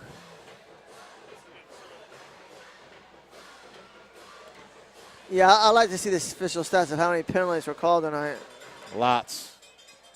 A multitude. A plethora. Oh, boy. Adderley goes down for another big loss. And that should A.J. Thomas with a sack. He's had a very good game for the Dreadnots tonight as well. As well as Gene Luttrell's done a nice job. Or Luttrell Gene. What was that, Mr. Michael? The unofficial count. Oh, that was according to Michael Barrett. 87 penalties, 937 yards. Well, there you have it. I think he underestimated, actually. Yeah, he went low. It's a W, Jeff Goddard. It wasn't the most beautiful of wins, but as you said, it was just had to survive it. And, a W is a W, any way you can get it.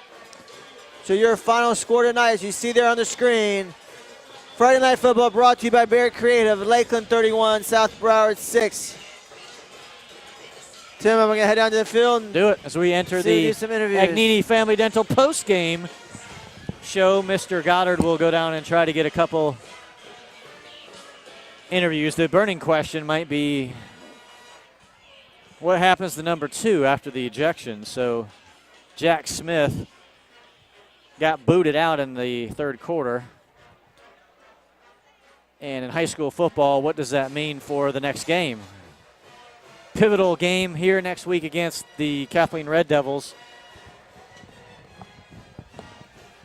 But tonight the Dreadnoughts go 8-0, and the Bulldogs drop to 4-5 on their regular season and probably hurting for a playoff spot. Now, they needed the points, from my understanding, in this game as they were riding right in the middle of the pack for the playoff potential position. So they might be hasta luego with one regular season game remaining next week.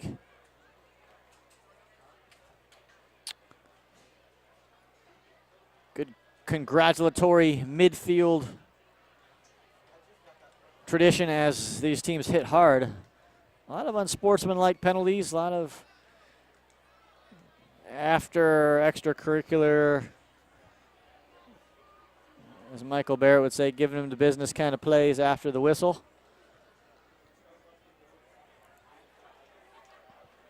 Many opportunities for the refs to say that. They just didn't break it out. But nonetheless, it's a decent-looking win on paper for the Knots. I'm sure Coach Castle just on this one just might be like, okay, let's just kind of forget that one. Behind us. Let's move on. Get refocused.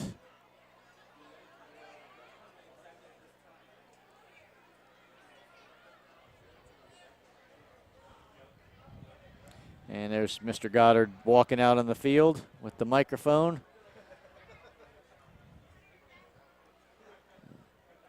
He looks like he shrunk a foot when he gets out there amongst those players. Let's see if he how much in the middle of the pile he can make it. Let's see if he's if he can break through the wall there. Come on in here. Hey, come on, set the boat. Get on down there. He did it. Look at that. Listen to that. Father, in the name of Jesus, we come to you once again. First of all, thanksgiving in our hearts. We thank you for what our eyes have seen, what our ears have heard, what our hearts have felt. Now, Father, we pray, Lord God, that you can bless these young men, that they will continue to play the game of football at the highest level. And, Father, I pray that they go back to their destination, our duty. Give them traveling mercy, Lord God. They go down the James Highway. And, Father, we pray that you can bless these two schools, man. Bless them. And we be careful to give you the praise, the honor, and the Amen. All right. Amen.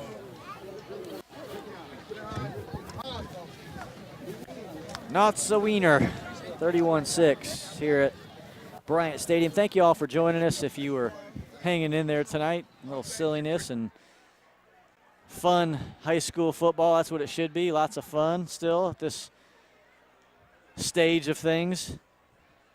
Not taking ourselves nor what goes on the field too seriously. A lot of good learning opportunities. And the Knots hopefully learned a few lessons tonight. Have a good practice this week and get refocused for the barn burner, the true crosstown rivals just down the road, the Kathleen Red Devils. We'll go ahead and give out our players of the game officially here tonight up in the booth. We have on defense, big number 98, Trey Huntley. Nice job, Trey. It was close between him and Sequavion Mathis. I'm going to give Mathis the honorable mention. He came on strong with a interception and a late flurry of tackles as we listen to Branson Brown talking right now, the senior.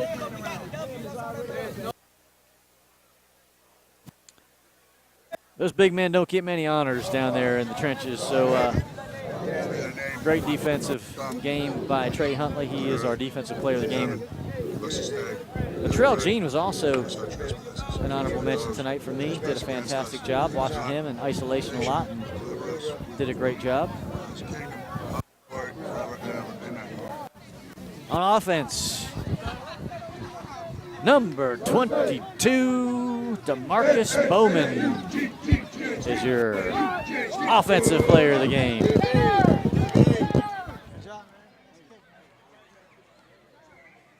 DM him. I don't know what DM means. I hear my daughter say it.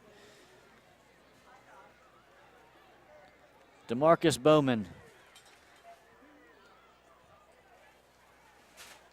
Your offensive player of the game. Had a couple great runs. I mean, you didn't see any 90-yarders from him or the Dreadnots tonight, but the ones that were 15, 20, 30 yards were priceless. They were works of art down there as the Dreadnought team heads to the north end zone with the band for the alma mater.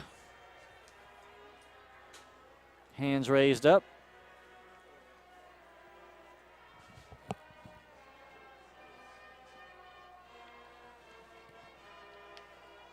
How many of you can sing along, you Dreadnought faithful?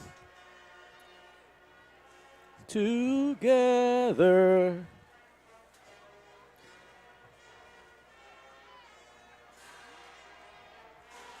Come on, sing it, Knots.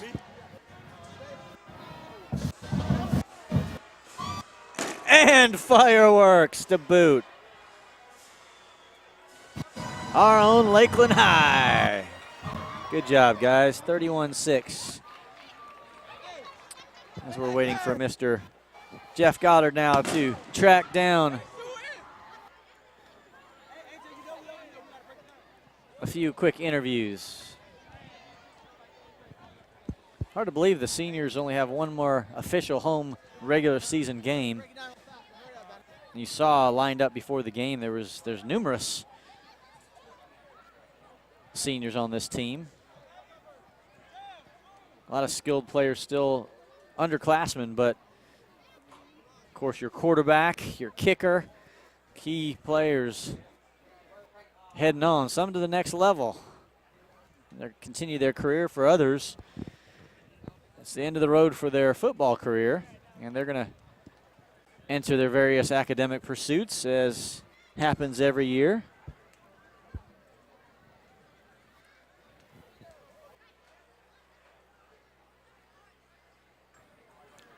I lost Mr. Goddard. I'm trying to locate him amongst the swarm. He gets lost easy in a pile of people. He needs to be wearing the pink shirt. Then we could maybe identify him a little bit.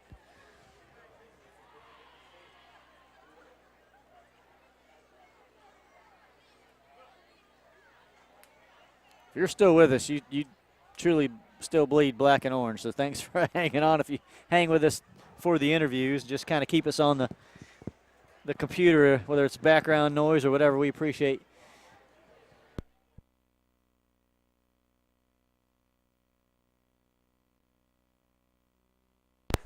I see him wrestling up some people.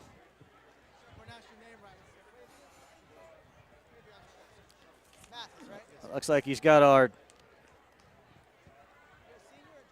defensive player of the game, number 98, Trey Huntley. And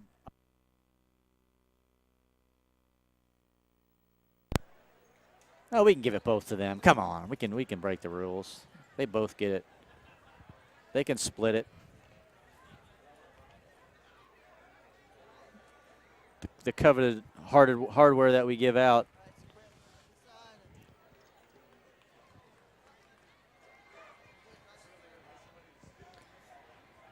Well, Jeff Goddard.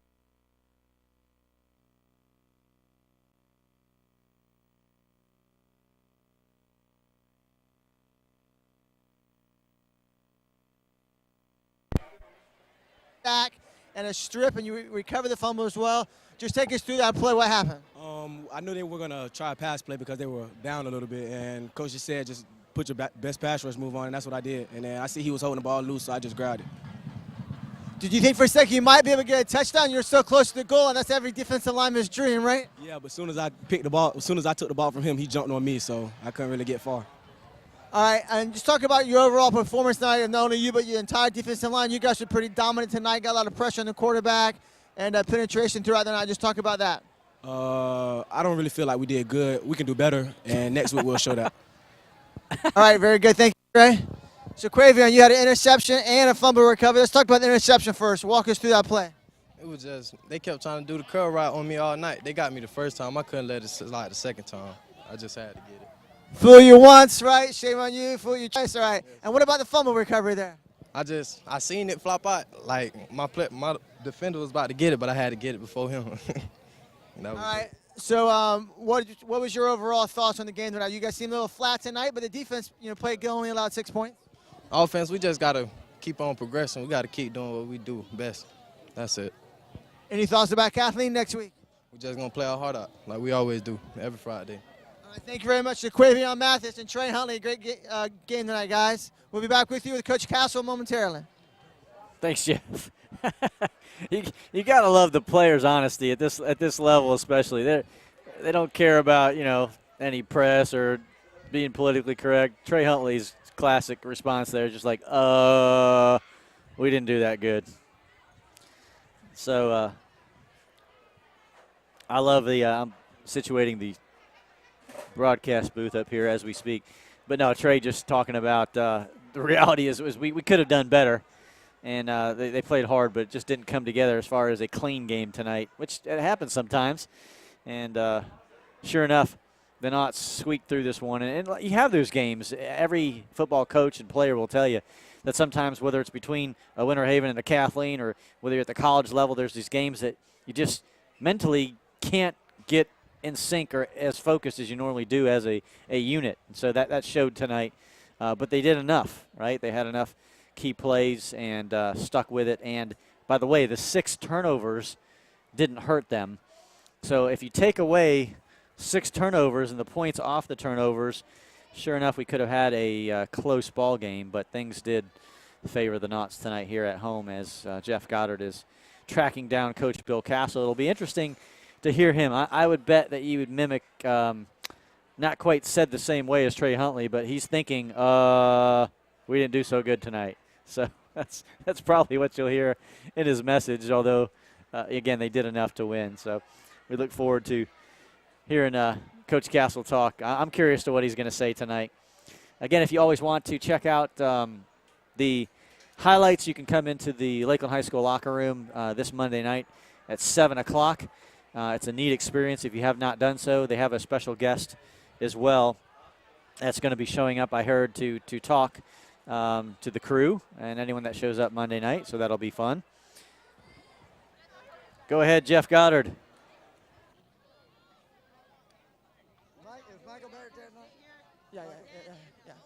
All right, Jeff Goddard back on the field here with Coach Bill Castle.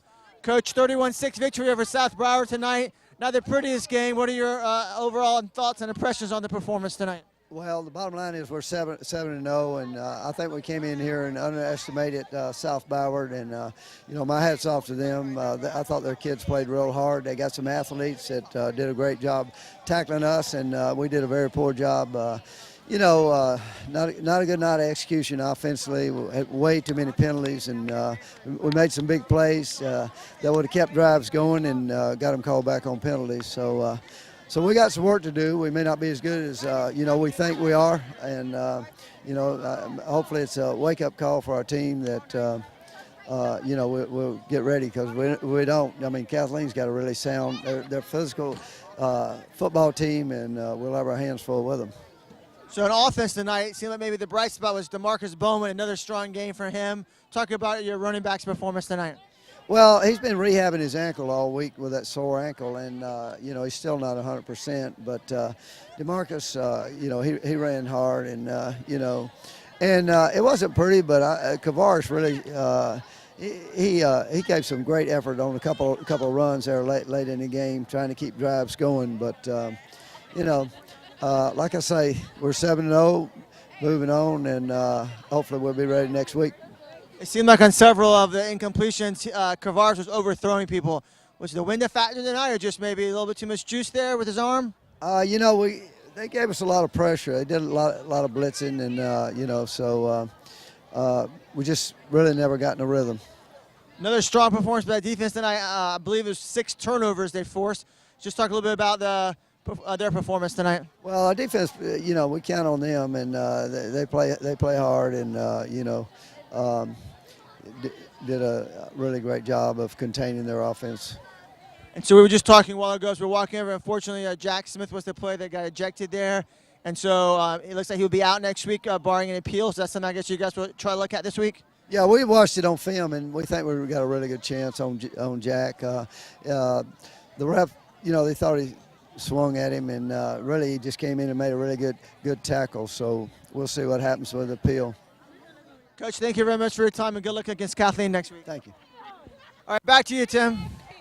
Thank you, Jeff Goddard. We appreciate it back up here in the press box. Jeff always does a good job, and about what we expected from Coach Castle. As you heard, it's kind of that same thought as Trey Huntley's like, yeah, we didn't play our best game. But interesting comments on the ejection. Number 2, of course, getting ejected. We didn't see it, and that's one of those things that obviously they did see the replay, so that can be appealed or at least questioned and possibly we would have him. If not, if that stands, then a big loss for the entire game next week. So we'll see what we'll try to keep you posted, of course. When we come on the air next week, we'll let you know what happened there. So let's tidy this thing up and get out of here. And the Dreadnots on top, 31-6 with a win tonight at home against the South Broward Bulldogs. Good job, Dreadnots. And we thank you all for joining us. Thank you again to Michael Barrett and the crew.